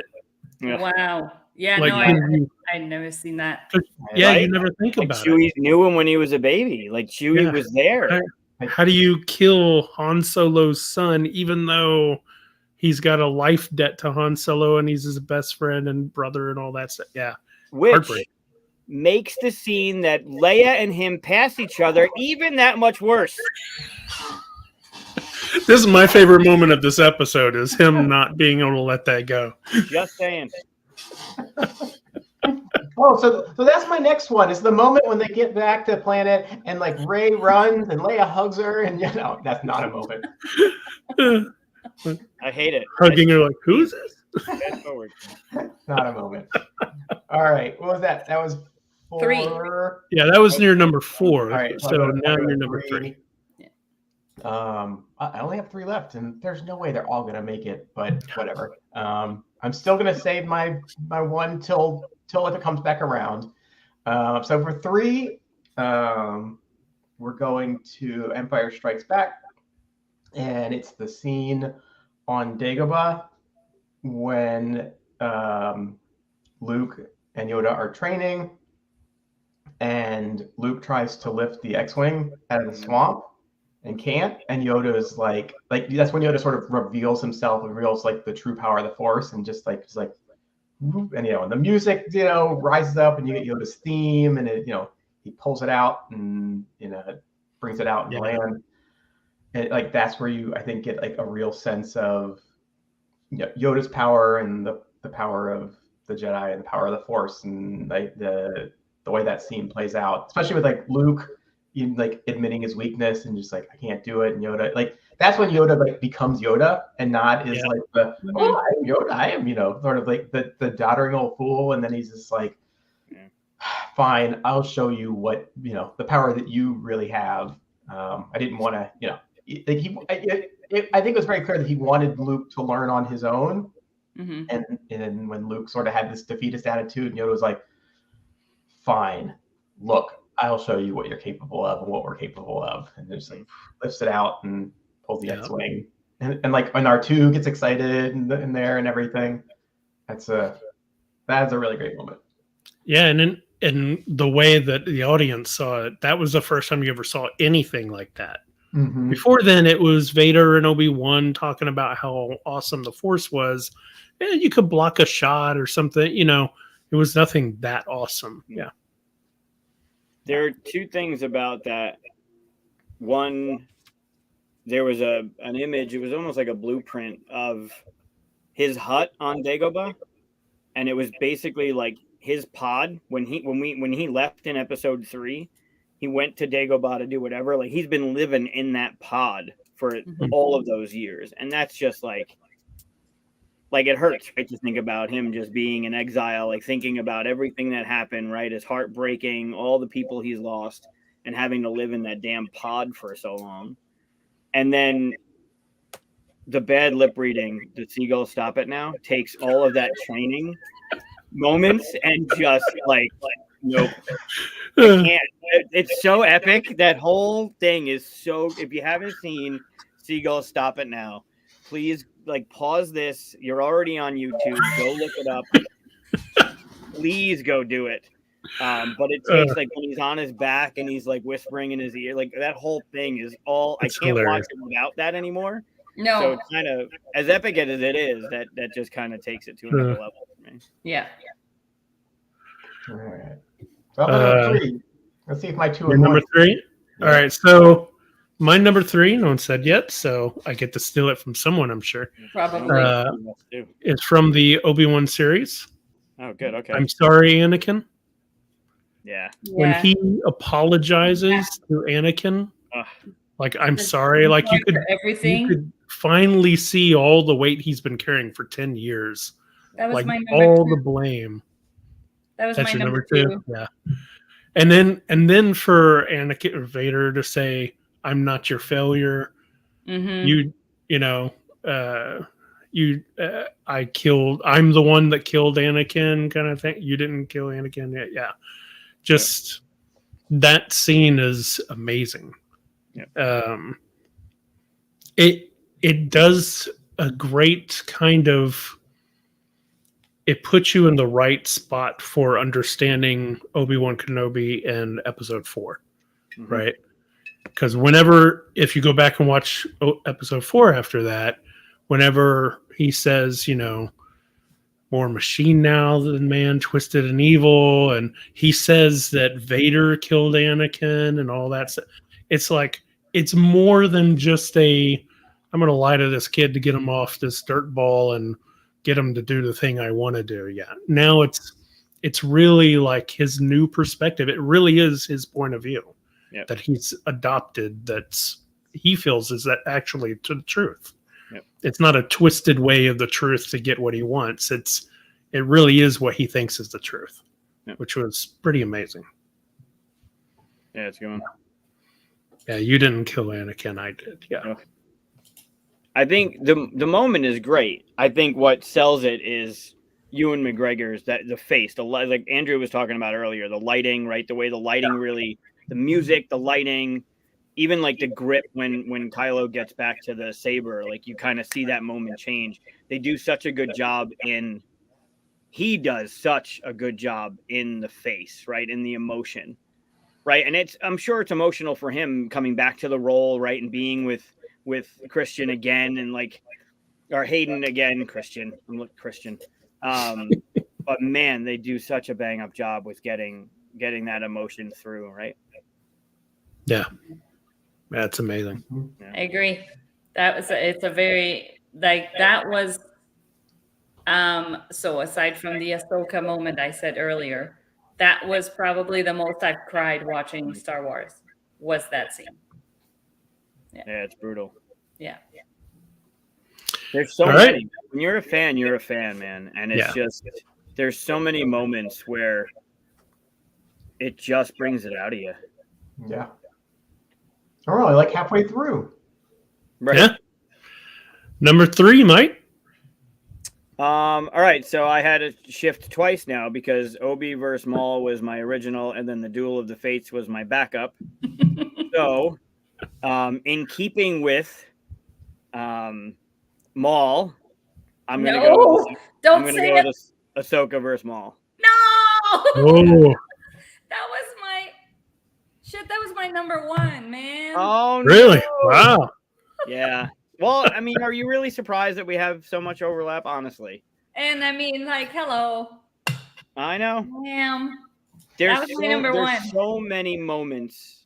There are so many moments in her character arc, and I think her jumping around with him, right? As feared as Maul is, and different, right? Katia, you said earlier, like Maul is a different Maul that we used to. Her stick, the way that she just stuck to fighting him, she didn't back down. She loses a saber. She still goes at him. She's jumping around on the rafters. Like everything about her, we learned about her, and we watched Snips grow up, right? And then she's taken on this Sith Lord and just pounding him. That's amazing. And for me, in that moment, is the dialogue between them as well. Like the fact that he's got her to say, "I will work with you." Yeah. And then just at the last moment, it's like, "Oh yeah, no, your vision was flawed." And yeah, so good. Right, she's still got the sarcasm. She's still got the quips. She's still going back at him. She's not backing down in words or in fight. Like she's just amazing. Yeah. Good pick. Yep. I just rewatched it. Just that scene. I just rewatched it because it's so good. Damn it. Yeah. Sorry. I'm having to shuffle a lot of things here. That became my 3. Wow. All right, Katia, your new number 3. My new number 3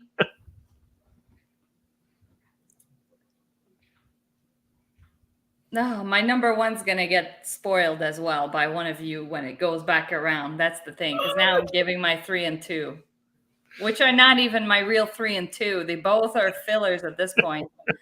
Um, so I would say then my number 3 is gonna be it's in the Obi-Wan series when Obi-Wan is helping everybody escapes and Vader holds that ship. Oh, Uh, Mm. That was so powerful. And I was like, yes.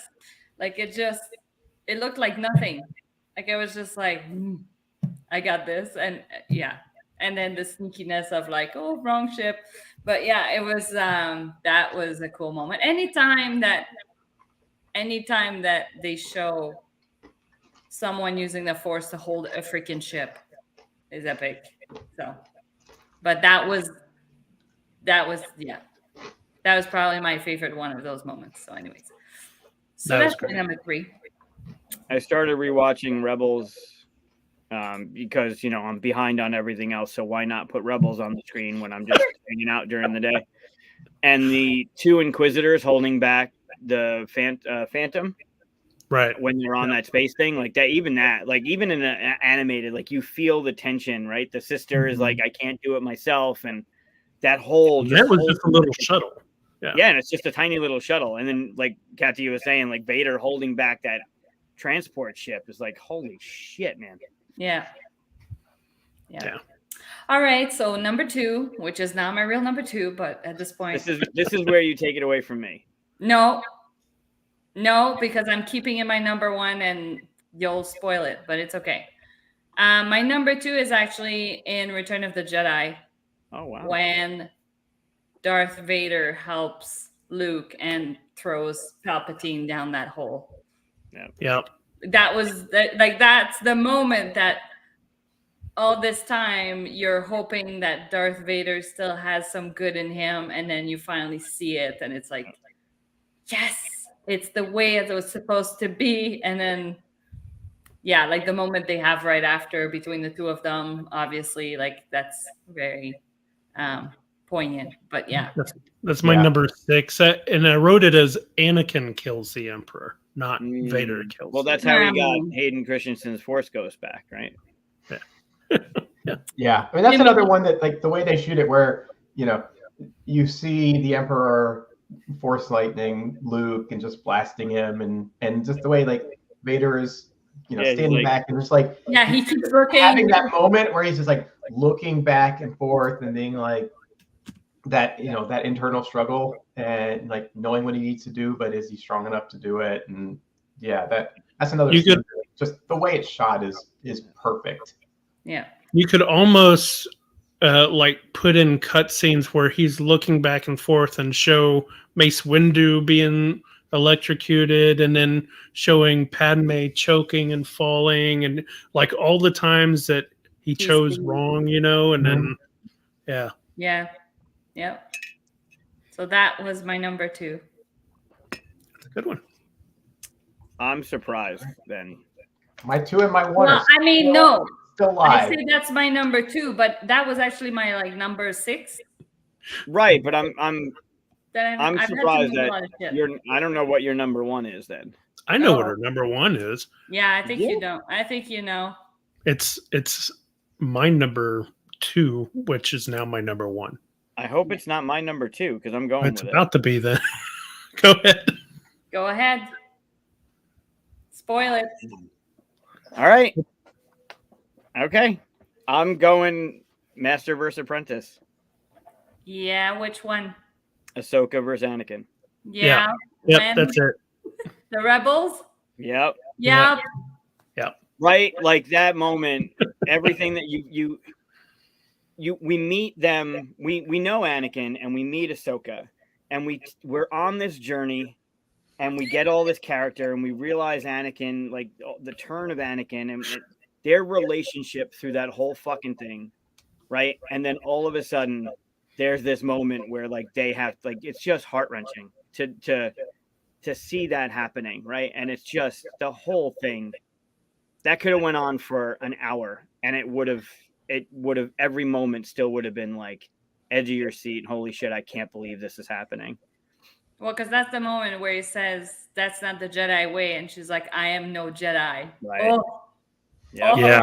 so good. It's almost kind of like a stab at him because he blames himself for her predicament because he didn't support her enough and all this stuff.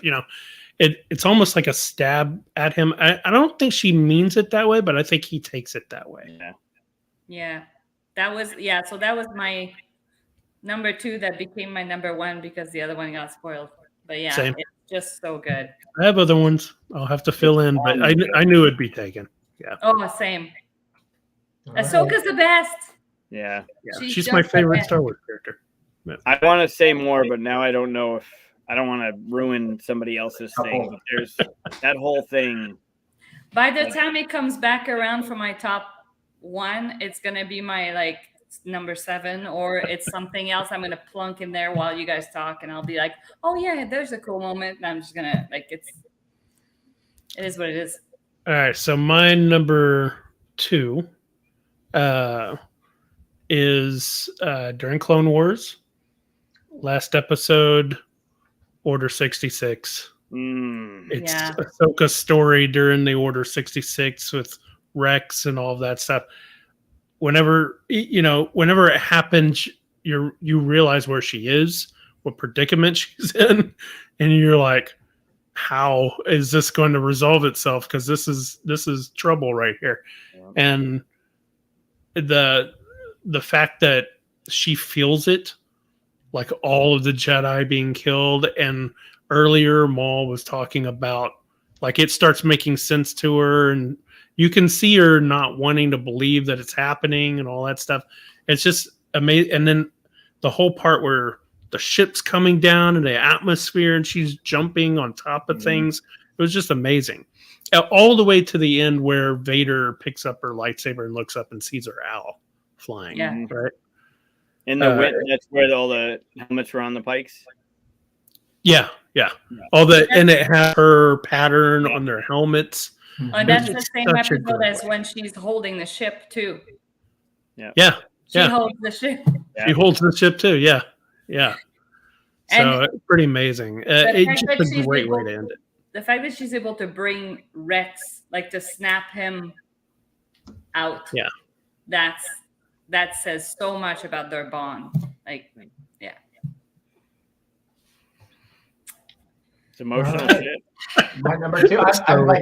I'm so excited because my number 2, my number 1 made it all the way around. Oh wow! Well, give us your number 2 first. Okay, this has to be on somebody's list, or maybe it's just too obvious. But the scene in Empire when Vader reveals that he's Luke's father. Oh, sure. Come on. That just But that's not my number 1. That's my number 2. And it's still just so epic, and I feel like everybody has some memory of the first time they learned that, and they're just it's just jaw dropping, and it just changes your worldview for everything Star Wars. And you're like, wait, what? No, it's a moment that it's not even a top 5 Star Wars moment. It feels like it's a top 5 moment in cinematic history. Yeah. So from the point of view of when things aired, I totally agree with you. But because I was brought up on Star Wars, I feel like it was never a surprise for me. So that's why it's not in my top 5.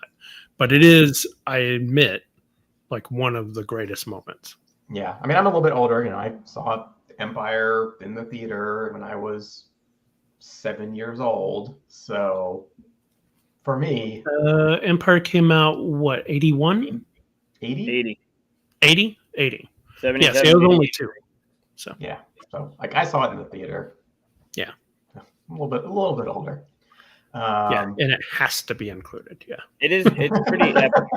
I can't get over Luke whining though. Yeah. It takes away from the scene for me. It's such an epic reveal, right? And you want to stay in that moment because for those that don't know, that's just holy shit. What did we just see? But his face and his whininess is just. Ugh. See, I I never thought I never that. find it like whiny or off-putting. I just find he's just like so in shock, and I don't like. I like the way that Mark Hamill, that Luke acts that scene. No, that's not true. That's impossible. I think that delivery is really good. It's just like his worldview has been shaken. Yeah, I thought it was really good too. In fact, this reminds me, like, people didn't have that confirmed until Return of the Jedi, until Yoda confirmed it, Right. because people did think, well, maybe he's lying, maybe, like manipulating him. Yeah. So, but my number one is at the end of A New Hope when Han flies in to save Luke. It gets me every time. This like the bright starburst, and then the shadow of the Falcon kind of coming into view. The TIE fighters, like the one getting blasted and the other one hitting Vader's TIE fighter and spinning off, and just like the exultation. You're all clear, kid, and just like the way the soundtrack that like amps up right before Luke gets to take the shot. It's like dun dun dun dun dun dun. Yeah, and then he nails the thermal port and stuff. But like especially the part where it's just like the bright starburst and then the shadow of the Falcon coming into view, and because they set you up to think like, Han was just in it for the money and he's gone, and like you don't think he's coming back. He's like, I'm just in it for the money. I'm not going to risk my hide for this, this battle where the odds are so far against us, and then, he. Sorry, I was just attacked by a big moth. Something bigger than him and the money and stuff. Yeah. Every time I always hold my breath. I'm always on the edge of my seat when that scene happens. Like I can experience it now. Like I don't stop breathing or start breathing again until the Death Star finally explodes. And I'm always just like, my heart's racing and I'm holding my breath and then it does, and you're just like, you just like all of that emotion just kind of gets released.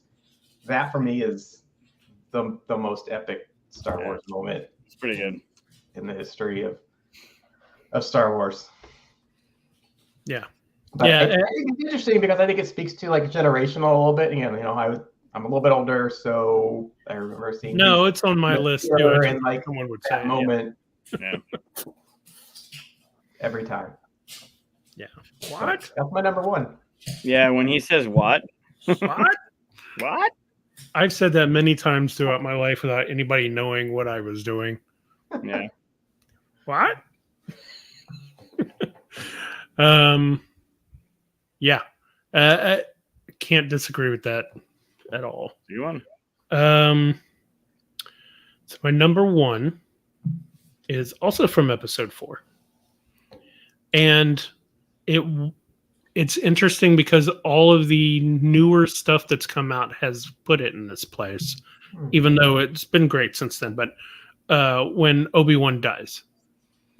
So obviously that's a huge moment in Star Wars history, all that stuff. It was a huge moment in the movie. It was a huge moment, all that. But after Obi-Wan, the show came out, I saw that meme. You know what I'm talking about? I saw that meme that shows him. It shows him fighting, and then it shows Luke and Leia coming out, and he looks over, and when he sees that both of them have finally found each other, that's when he smiles and just gives up, like, my time is done. I've done what I was supposed to do. And now I need to move on to the next part to be able to help them.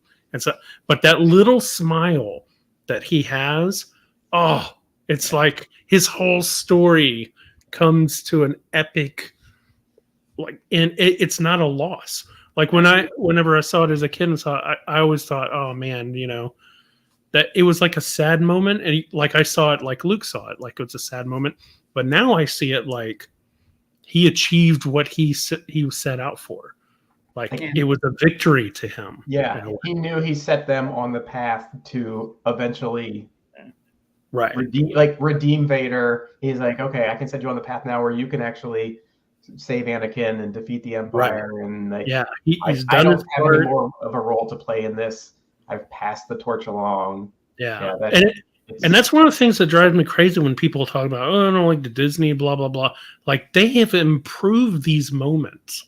If you go back and watch everything all through, like start at one and just go all the way through and stuff like that, the moments that you thought were great before are even so much better because there's so much more content and they've shaped them in ways that make them even more important. So,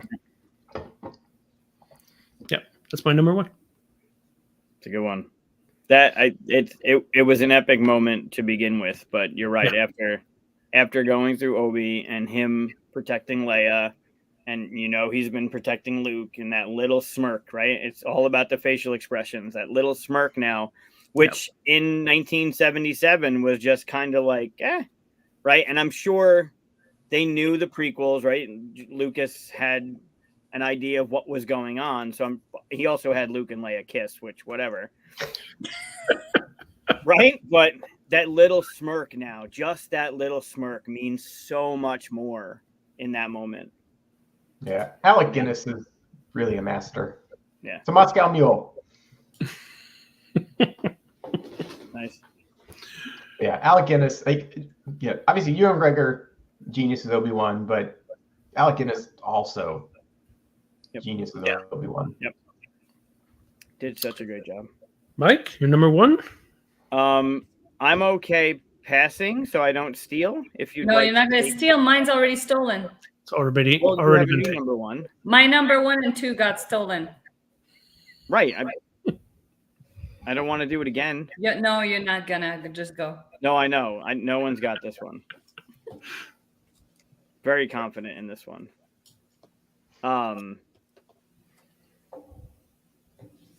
It's still one of the most emotional moments every time I watch a Star Wars show. No matter what, no matter where I am, even talking about it gets me. When the screen goes black in the beginning and Star Wars comes up and the fanfare goes before the scroll starts, full goosebumps, tears in my eyes every time. Mm-hmm. There's nothing. Title sequence. There's nothing like it. There's nothing that has done so much to me where just that elicits so much emotion from just a fade out of 2 fucking words and some trumpet fanfare, and it's just full on wreck. Like honestly, every time, like no matter what it is. And I hate that they've gotten away from it, and I know it's different now. I get it, but even watching the originals and watching it's just like you get a little bit of it with Rebels, right? It's got the same when you're learning what's going on with the crew and all this stuff's happening every time you get the Rebels music in the beginning. Okay, and the Clone Wars had the same kind of thing, but nothing stings like that moment, right? It punches you right in the face, and it's just every time it gets me every time. It's funny because for me it would be so like similar to that feeling.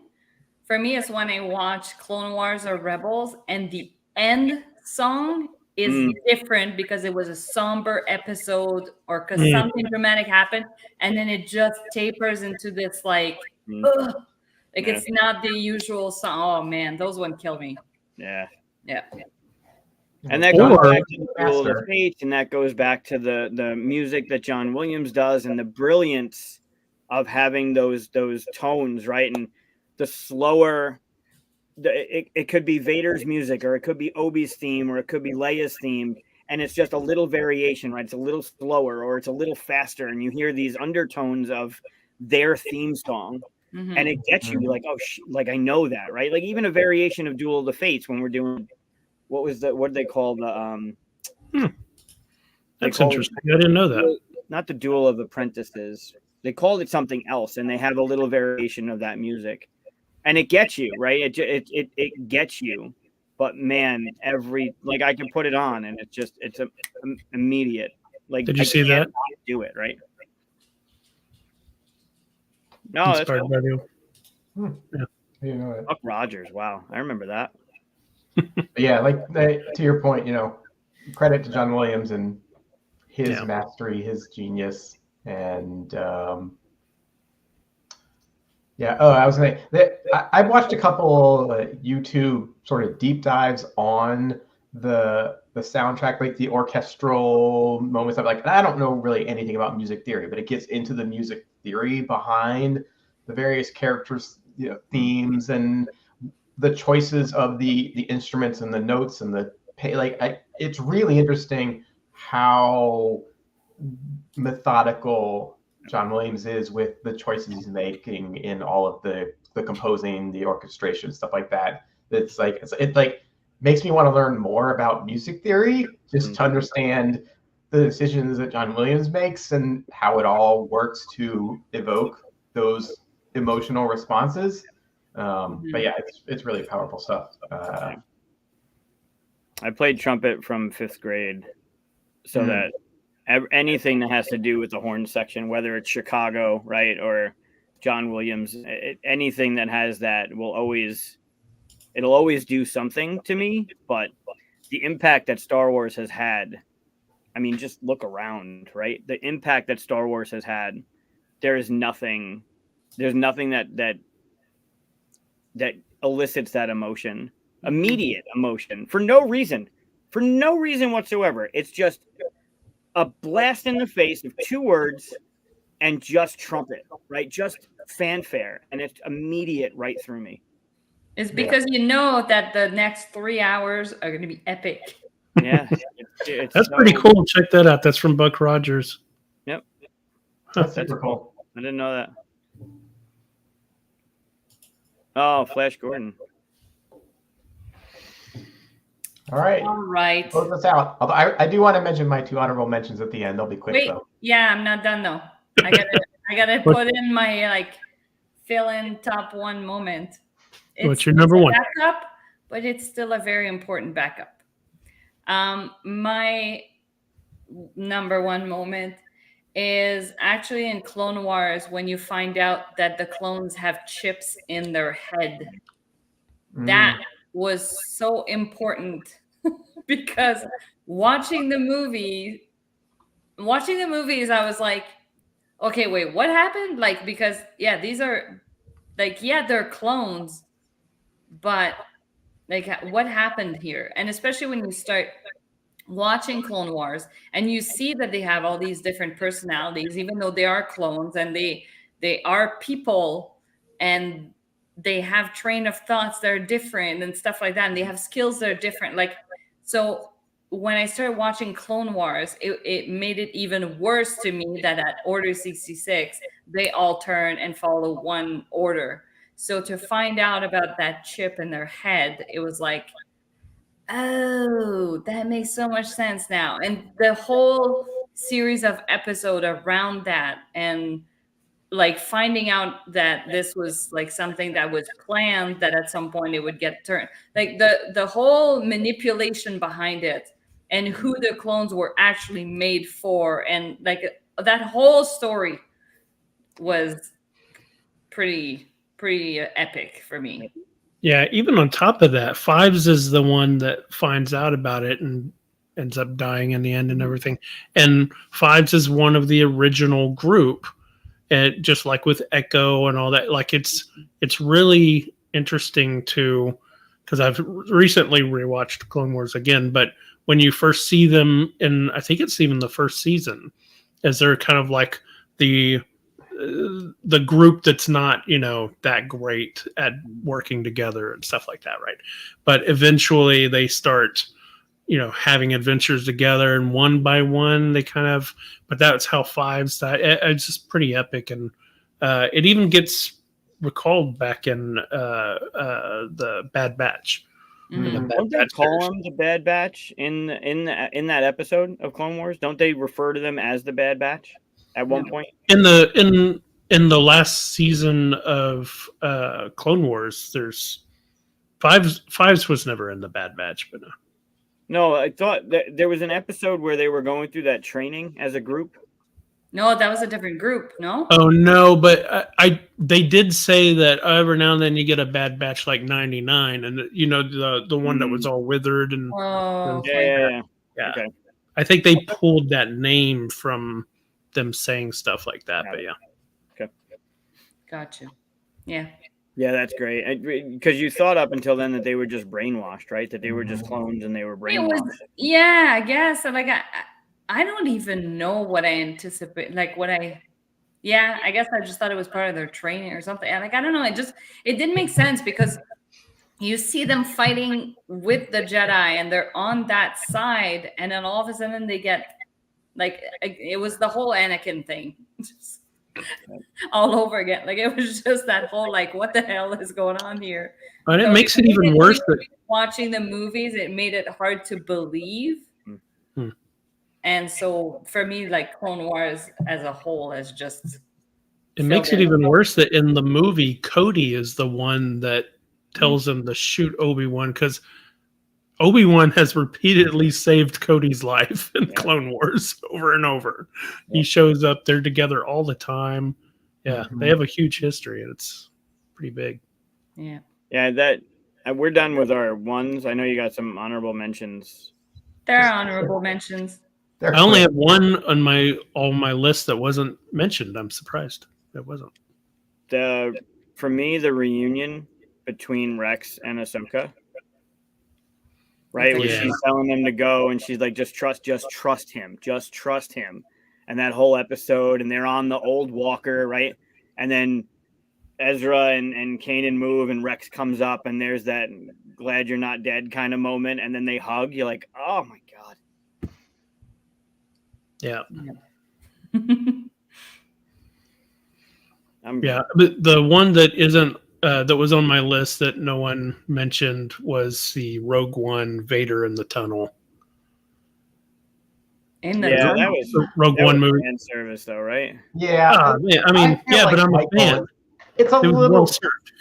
It's a little gratuitous. It's a little too fan service. Man, when that happened, it was like you got to see Vader. Because that was before the Obi-Wan and all that stuff. You get to see Vader be Vader. I don't know. I didn't feel like it was necessary for me. Oh, I thought it was great. Where the guy's screaming, help us, and he's just like tearing through them. Yeah. Yeah. I remember the first time I saw it, it definitely got me. But then in hindsight, I was like, I don't know. It felt a little out of context with the rest of the movie. Like it felt like it was inserted again. That's the point, though. I think like the movie's moving along and stuff, and then when he shows up, everything pivots, and that pivot is him chasing down those plans, which then goes into episode 4. Yeah, I tend to agree with Michael. Leans a little into fan service territory.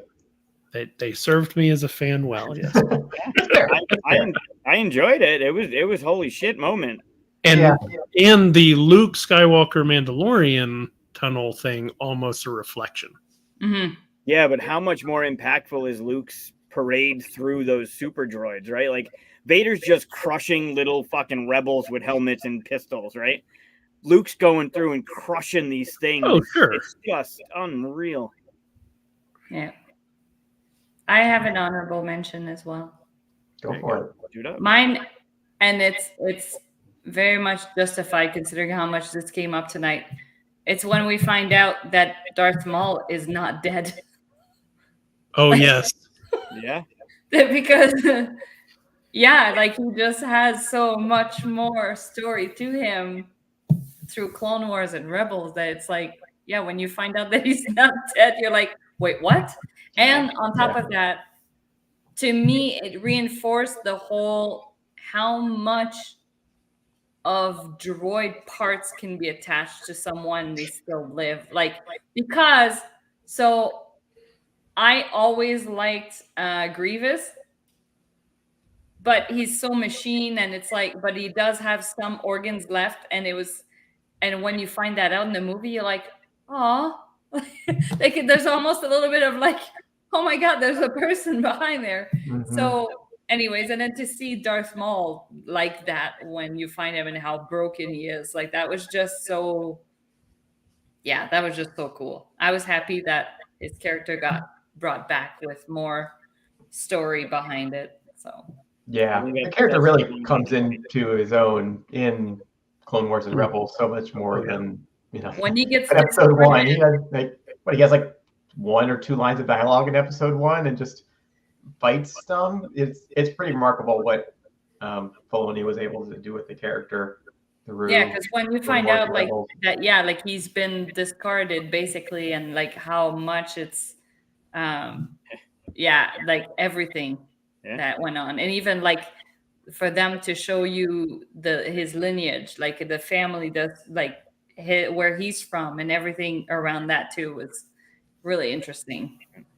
That's Filoni being a genius. Mhm. Yeah. I'll also say, oh, did you have one? I have 2 really quick honorable mentions. Oh, go ahead. I don't know if they're like epic moments, but I think that they're like important moments, maybe more towards like the cultural ethos than actually like moments. But like, all right, Admiral Akbar, It's a Trap is just awesome. Like, I don't know, it just makes look, everyone's laughing, makes you smile every time. Is it an epic moment? I don't know, but is it an honorable mention? Is it noteworthy and meme worthy? Yes. Yeah. It's more aggravating now that they killed him the way they did too. Like he deserved, because of that moment, he should have had something a little better. That was kind of like, Yeah. So, all right, the moment that it doesn't quite rank in like a top 5 for me, but it still gets me every time I see it, is the scene in Return of the Jedi where on Endor, where the battle is starting to turn and the Empire is starting to win, and those 2 Ewoks get blasted and get knocked down, and one of them's dead, and the other one oh like man. I still like those fucking Ewoks. It gets me every time. I just like, I feel so bad for that Ewok and his friend. It's just The music goes down. Yeah. Like, You feel horrible. It hurts. Yeah. Like, I don't know. Like people, I like the Ewoks. I think people like to malign them, but I think they're kind of awesome. And that, like, I think that moment, like, it's weird to say like it humanizes them, because they're not human. But I don't know. It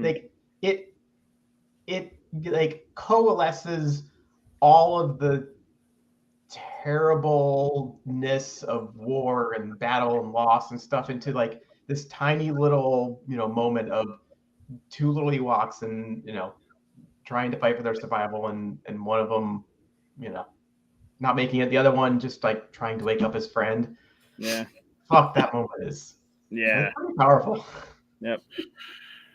I will say another great moment is the only reason why I don't hate the movie is because this moment exists in it, which is in episode 8, the fight with Kylo Ren and Rey against the Red Guard. Oh, That moment where they fight together against the Red Guard, that's an amazing scene. Yeah. That scene makes that movie better.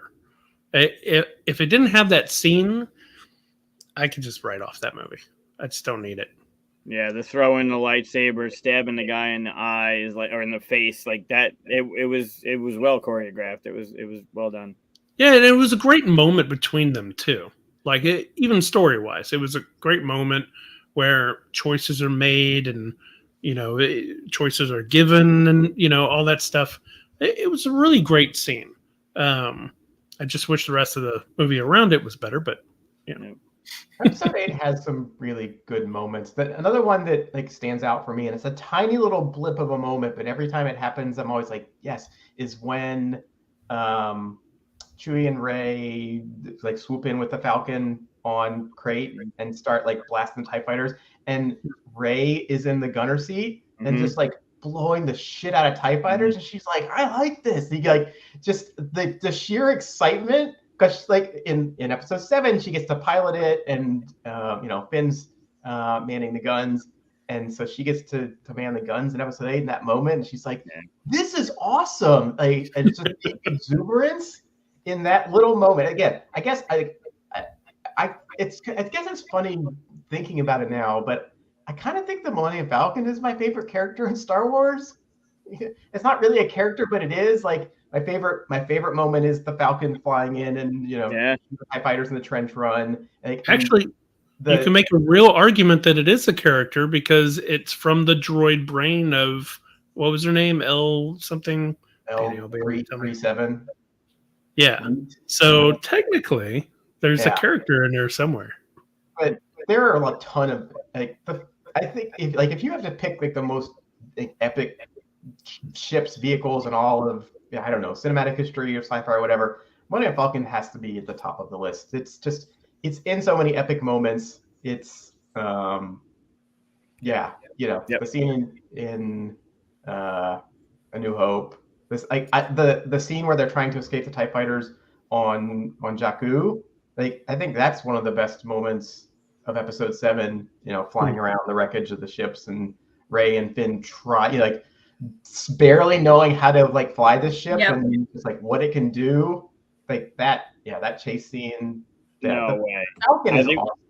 We can all agree that the best moment in Episode 7 is when BB gives the thumbs up with the flame. I mean, come on. When Finn goes like that and BB's just like, yeah, that was awesome. Every time. I can't not laugh every time he does that. It's great.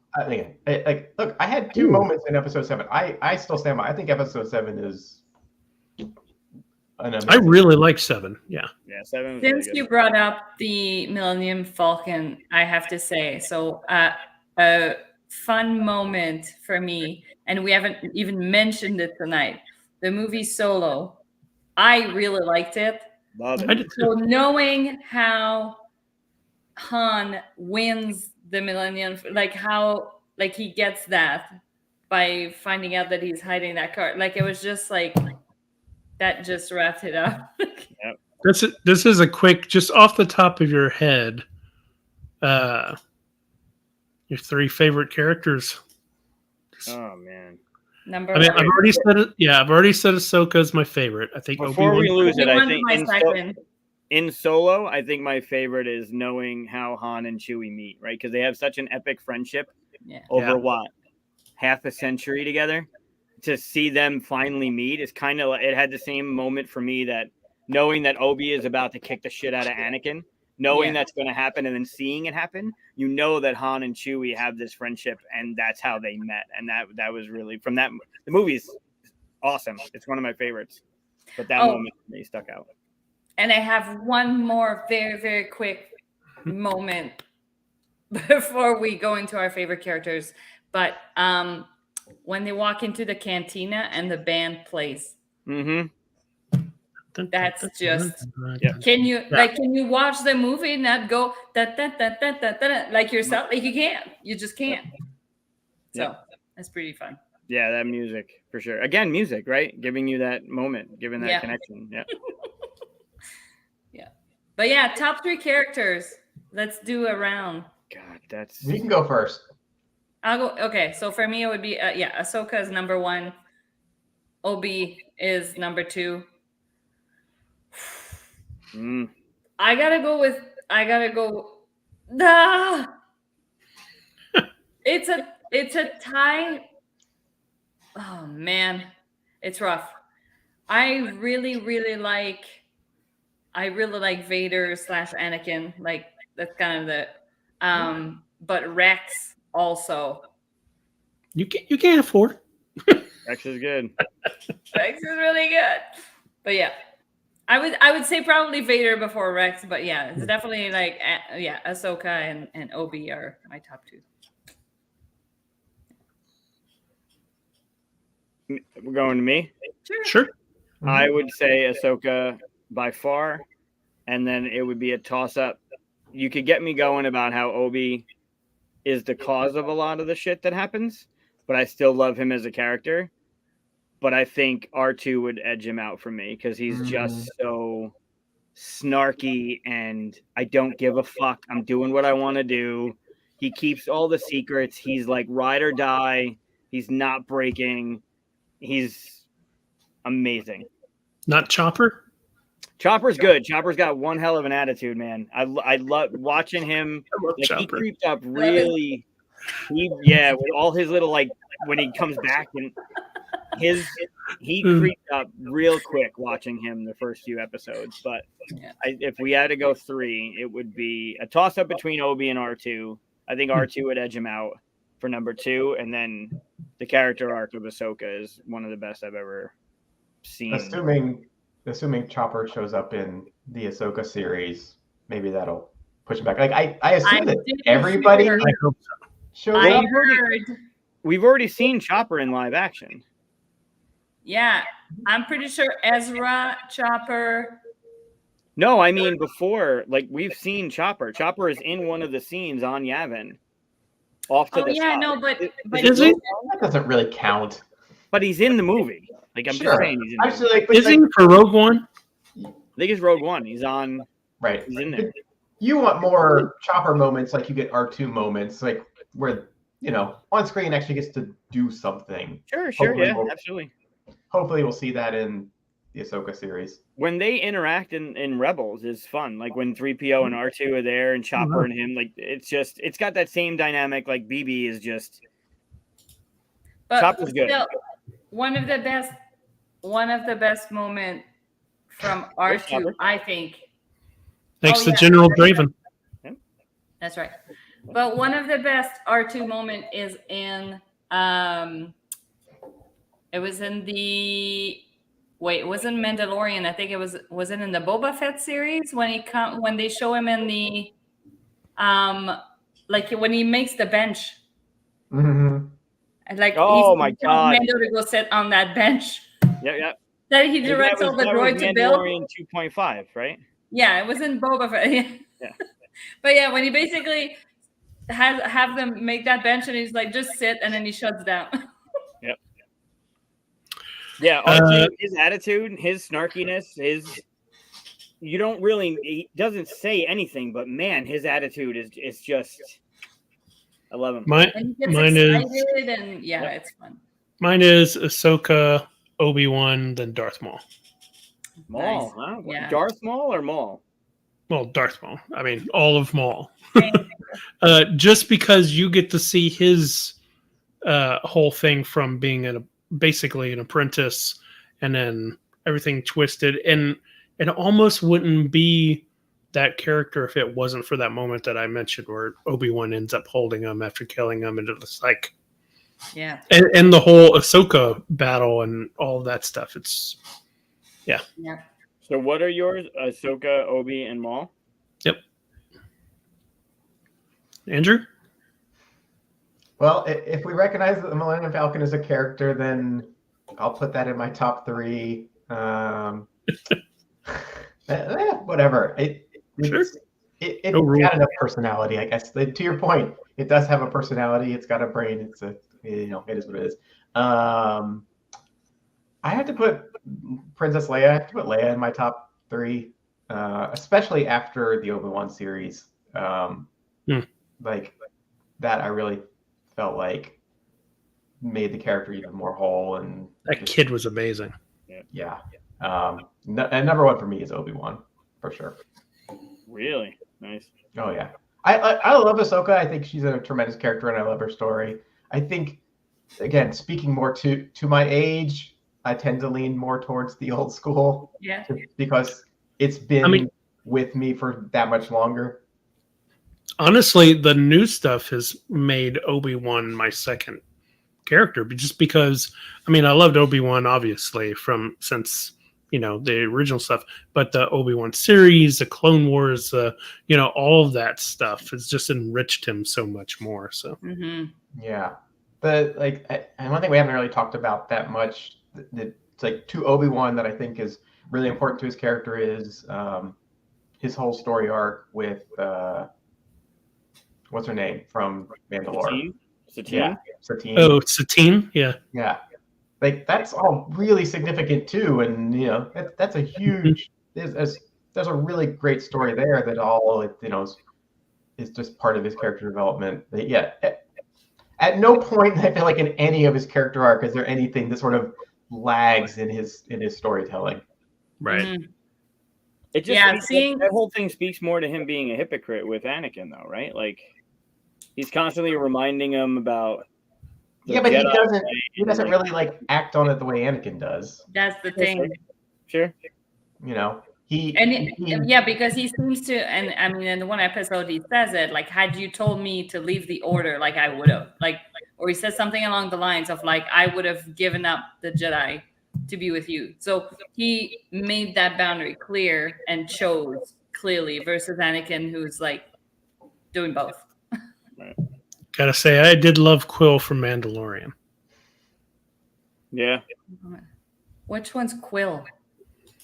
The little The guy spoken? I have spoken. Oh, right? He's an Ugnaught, right? Yeah. Yeah. Yes. He was. Yep. Yeah, he was great. There's so many. We could do a list of our top 5 favorite, bit characters. Top 5 planets that aren't Tatooine. Are there 5? my favorite. I think my favorite is Lothal. Yeah, Lethal's good. Yeah, pretty good one. Pretty good one. Are we All gonna right. play some trivia? Are we going to play trivia? It's almost 3 hours in. I don't think it's gonna. I think it's gonna take too long. Throw us a few questions just for fun. We don't need to play the whole game. Just open up some random questions. All right. I'll go from the top of the list. Oh, here's R2. I'll go from the second card because R2 is on there. These all come from this edition. So it's going to be the original trilogy. That's my wheelhouse. Okay. Oof. No pressure. We'll start with Andrew. Oh. Wait. All right. So here are your choices. You can go with characters, weapons and vehicles, history, geography, droids, creatures, and aliens, or the wild card. Well, geography is always going to be Tatooine for the Earth. No, I'm just kidding. Sure, seriously. Every answer is Tatooine. There's Endor and Hoth. You got a couple more. Maybe what city on Tatooine? Sure. Let's just start with characters. Characters it is. Who addressed Luke Skywalker as Sir Luke? I would have to say C-3PO. C-3PO would be correct. Oh, good. Well, all right, so here I have 4 characters. And you'll get first pick. I have Vader, Leia in her white, which would be white in her buns, hair buns, not buns. Han Solo, and Luke in his what looks like X-wing pilot stuff. Why can't I do the same? Who would you like to be? I'll take. Well, since that's the only one that was in my top 3, I'll take Leia. Leia it is, and you get your little purple chip, so we'll keep track of. I thought we weren't playing the full game. Look at you giving us characters. Yeah, so we were just asking questions. Yeah, but I mean, it might be quick, right? Andrew might go 6 for 6, and I think Andrew's gonna get 6 for 6 for sure. We'll see. All right. Well, why don't we go counterclockwise, and we'll go to Katia next. Okay. Give me characters. Character. Well, now You should just do it all the way down. Go characters first, and then blah blah blah. Oh, okay. We're gonna go through more, right? Okay. All right, Katia. Who headed up Darth Vader's task force before the Battle of Hoth? Before the Battle of what? Hoth, the snow planet. I wouldn't have gotten this one. I don't know. I might He's know. as clumsy as he is stupid. No idea. We should pass it around so then people, like, if you want to make it go faster, people can steal. Yeah, do that. Do a So, like, steal. Chris, Yeah. Chris can take a shot. Yeah, Admiral something. I can't remember his name. I just said he's as clumsy as he is stupid. I can't remember the name. It's not popping in my head, so I'll have to pass. That's Admiral Ozzel. It is Admiral Ozzel. I would not have gotten that one, but good job. Although Andrew, you already have purple, so it doesn't count for you. No, but just give him another slice. Sure. Nope. Give me the next one. We're trying to speed things up. Yeah. All right, yeah. Chris, you get characters. Who called Luke a young fool? Oh, I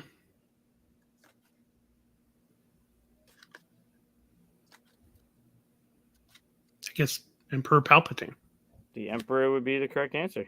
I was just would you making like- sure I didn't. A lot of people lot of people talk down to him. Uncle Owen. Okay, yeah, Uncle Owen. I'm sure everybody at some point called him a young fool. A young fool. I forgot to ask you which character would you like, Han, Luke, or Vader? Oh, I'll take Vader. No, not you. Katia is next. Oh, I'll take. Give me Han. Han, it is. And Chris, you want Vader? Yep. Okay. Yep. Andrew. Okay, whatever the next one is. All right, this would be weapons and vehicles.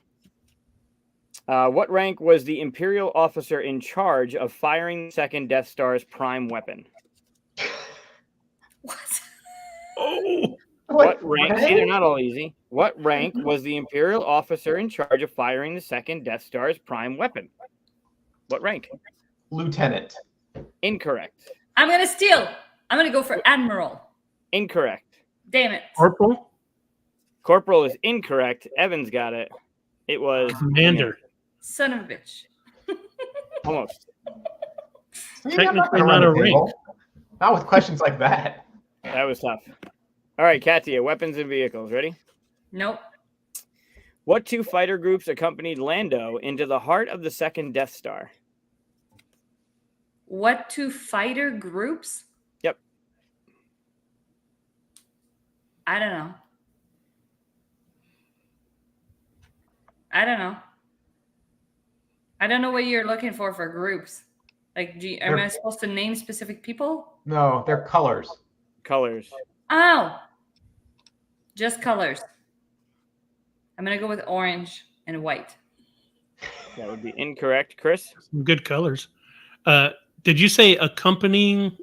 Say it again so I make sure I know. What two fighter groups accompanied Lando into the heart of the second Death Star? Lando. Okay. Red and gold? Red and gold would be correct. Whoa, look at you. Look at you. Gold leader standing by. And you are Vader, and you get the blue. So I can pass you for Andrew. You get No, Chris stole that one from Katia, so Chris gets a question now. Yeah, but he already got the blue. I guess. That's All right. okay. I'll go to Just the give him a next slice. We're just going around and All right. all we're doing is like giving people first shot at things. Yeah. All right, Chris. You got history. You ready? Okay. Who was Admiral of Darth Vader's fleet during the Battle of Hoth? Did you just say the name? I said Death. I was reading Death Star. Okay. During the Battle of Hoth? Who was Admiral of Darth Vader's fleet during the Battle of Hoth? Piet? Piet is the right answer. Holy Good for shit. you. That's the orange one, just so you know. Nice. I have his little figure, 6-inch. Well done. Because we've established that Ozzel was the fool and he was Right. dead. Right. It's like during the battle, not before. I love that. That's a really fun little moment because like Ozzel and Piet are both standing there on the vid screen, and Vader force chokes Ozzel, and Piet realizes he just got a promotion, and he's like, "All right, let's do this." I like how Piet goes like take this body out of here kind of thing. But he's also like, that's the "Holy idea. shit, if I fuck up, I'm in big trouble too." Yeah. Just the idea that Vader can kill you over the phone Yeah, right. Like through a Zoom call, he's like, "Nope, you're dead." while talking to him, he's killing him. The other guy, it's crazy. The power. All right, so we're over to Andrew. Sure. And you are Leia, and you need blue. All right, what did Luke use to free himself from the ceiling in the Wampa's lair? His lightsaber. His lightsaber. Are you for real? I would have gone that. It would be the correct answer. That is a gimme. That was pretty easy. You're going to get some, what color were the stripes on some back end second character? All right. Who, after observing Luke, Katia, this is for you. Yes. Who, after observing Luke, sighed, "This boy has no patience"?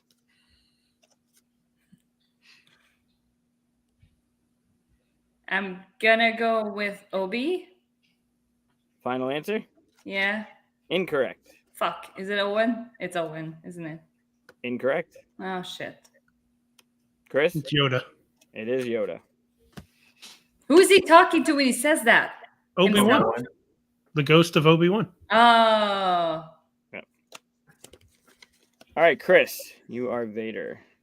What vector did Darth Vader's TIE fighter take when approaching Luke's X-Wing fighter in the Death Star trench? Oh my god. What vector? What vector? You gave Chris I'm a on the slice leader. for stealing my answer, right? Yes. Yeah, he still you have to give him a slice for Yoda. I'll Yep. say I don't know. There were 3 of them. He was in the middle. Vector 2. Incorrect. Andrew. Oh, I don't know. Delta? Incorrect. Katia. I'm gonna go with Vector 3. So you're very close. It's 0.3. Oh, I meant. Wow. I think we should count it. It's I 0.3. think I'm going to count that one. Yeah. Yep. That was good. Man, nobody in the comments had it either, man. I had no All idea. over the place. Yeah. I guess that shows up like on his little. Yeah, Minor It's thing? on the screen. All right, that was Chris's, yeah? So Hi, Evan. we're over to Andrew. Who did the Emperor call a new enemy? Oh, night, Alan. Good night, Alan. Good to see you, buddy. Who are you asking this? This is for Andrew. Who did the Emperor call a new enemy? Who did the Emperor call a new enemy? Luke?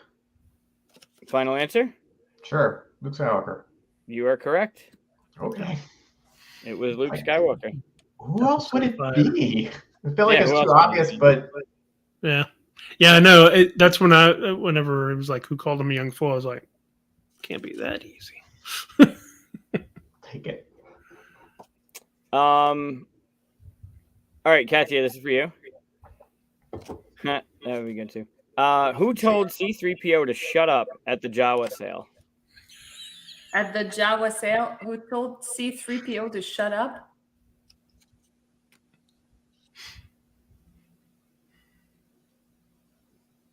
Was it Luke? It was not Luke. Chris? Uncle Owen. Owen. Uncle Owen. Damn it. I mean, to be fair, everyone tells him to shut up. That's Usually. not, and I know that he was there, so it's like, it was a 50-50. No one has... See, Evan thought it was a Luke also, Sure. not just me. And Evan would have been wrong as well.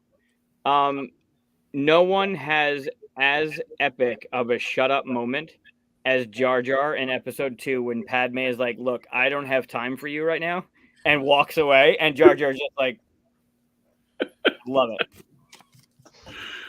Yeah, that's the actual code. All right, shut up. I'll take this one. All right, Chris. Yep. You are Vader. You need green geography. Whose words of wisdom include, quote, the Jundland wastes are not to be traveled lightly. It's weird that that's geography, but Obi-Wan Kenobi. Obi-Wan Kenobi would be correct. Andrew, you are also... You should have asked what should not have been taken lightly, according to Obi-Wan Kenobi, because that would be the geography question, right? You should contact Lucasfilm or Trivial Pursuit. www.hasbro.com Yeah. /Star Wars. I don't know. / stick it up your butt. Andrew, what system did Boba Fett track Han Solo to? That was an Office reference for those that didn't. Show it up your butt. Never mind. What system did Boba Fett track Han Solo to? Bespin? Bespin is the right answer. The Lando system? All right, Katia. It's funny because I always think of it as Cloud City, but I guess the planet is Bespin. Bespin. The Cloud Yeah. City is around. It was Moops. Katia, character. Who howled in pain when he was wounded at the Sarlacc pit?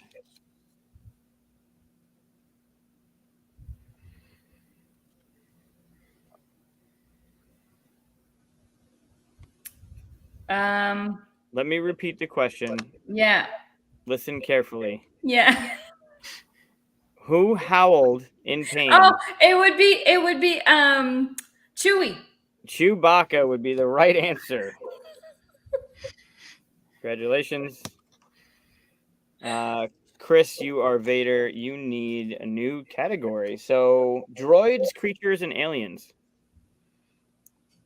Why do I need a new category? We haven't done this one yet. Oh, Where's one with like the next one that you haven't got a piece Yeah. of? Oh. Yeah, droids. Okay, cool. How many? This is not. Oh, I guess creatures and aliens. How many antennae, whatever, sprouted from Greedo's head? 2. Yep. 2 would be the right answer. Pretty lame ass question. Yeah. I would have known that too. It's a dumb question. It is. All right, Andrew, you are also on creatures, droids, and aliens. What did C-3PO claim was his primary function? It is not pain in the ass. No, that is secondary. Human cyborg relations. Human cyborg relations is incorrect. Katia. No, that's not incorrect. Isn't he a translator? Translation is incorrect. Oh. What? I'm just looking at the card, man. Well, We're you get a supposed to chance keep to it Say the words again. Maybe it's part of a quote. What did C-3PO claim was his primary function?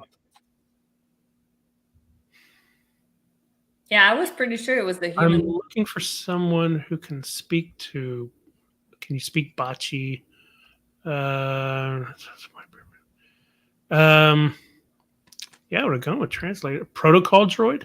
Protocol droid is correct. Yeah, I think we all got that. To be honest.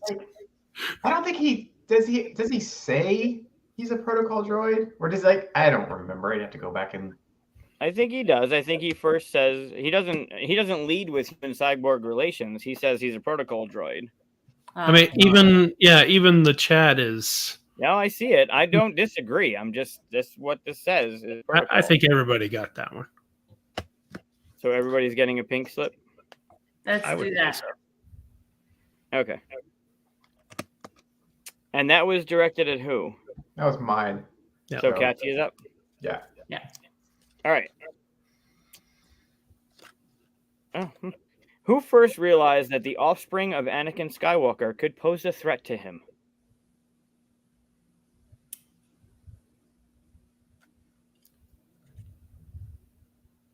Hold on.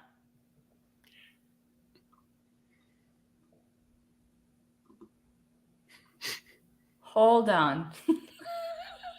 Oh, I'm like second guessing myself here. I'll go with Palpatine. I don't know. Palpatine is the correct answer. Oh, Good job. that's weirdly worded though, because he's not the first to realize that. Obviously, the way Otherwise they they were wouldn't wording have it, hidden it, the way they were wording it, yeah, you felt like it had to be someone from the dark side. Mm. But Yeah. threat to I don't- him, but- don't right, think but everybody Vader- yeah. but he wasn't the Vader, first like, to realize. you're a threat Right. to me. Vader might be like, oh, you're a threat to the Emperor, Right. or the Yeah. dark side. That's why Okay. I was going like I was Yeah. second guessing myself because I'm like, well, no, it could be It was weird, oddly worded.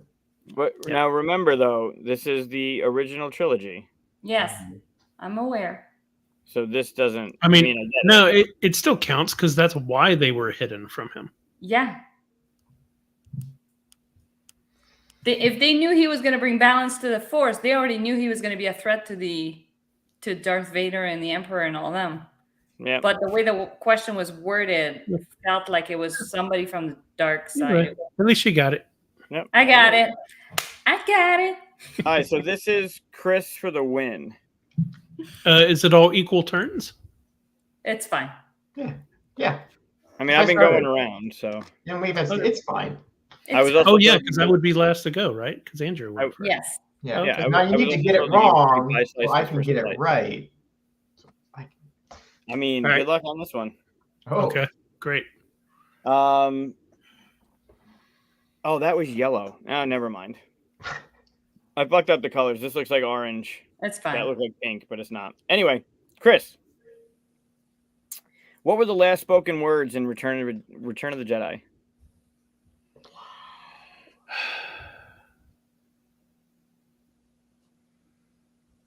He's my brother. You got to be fucking shitting me.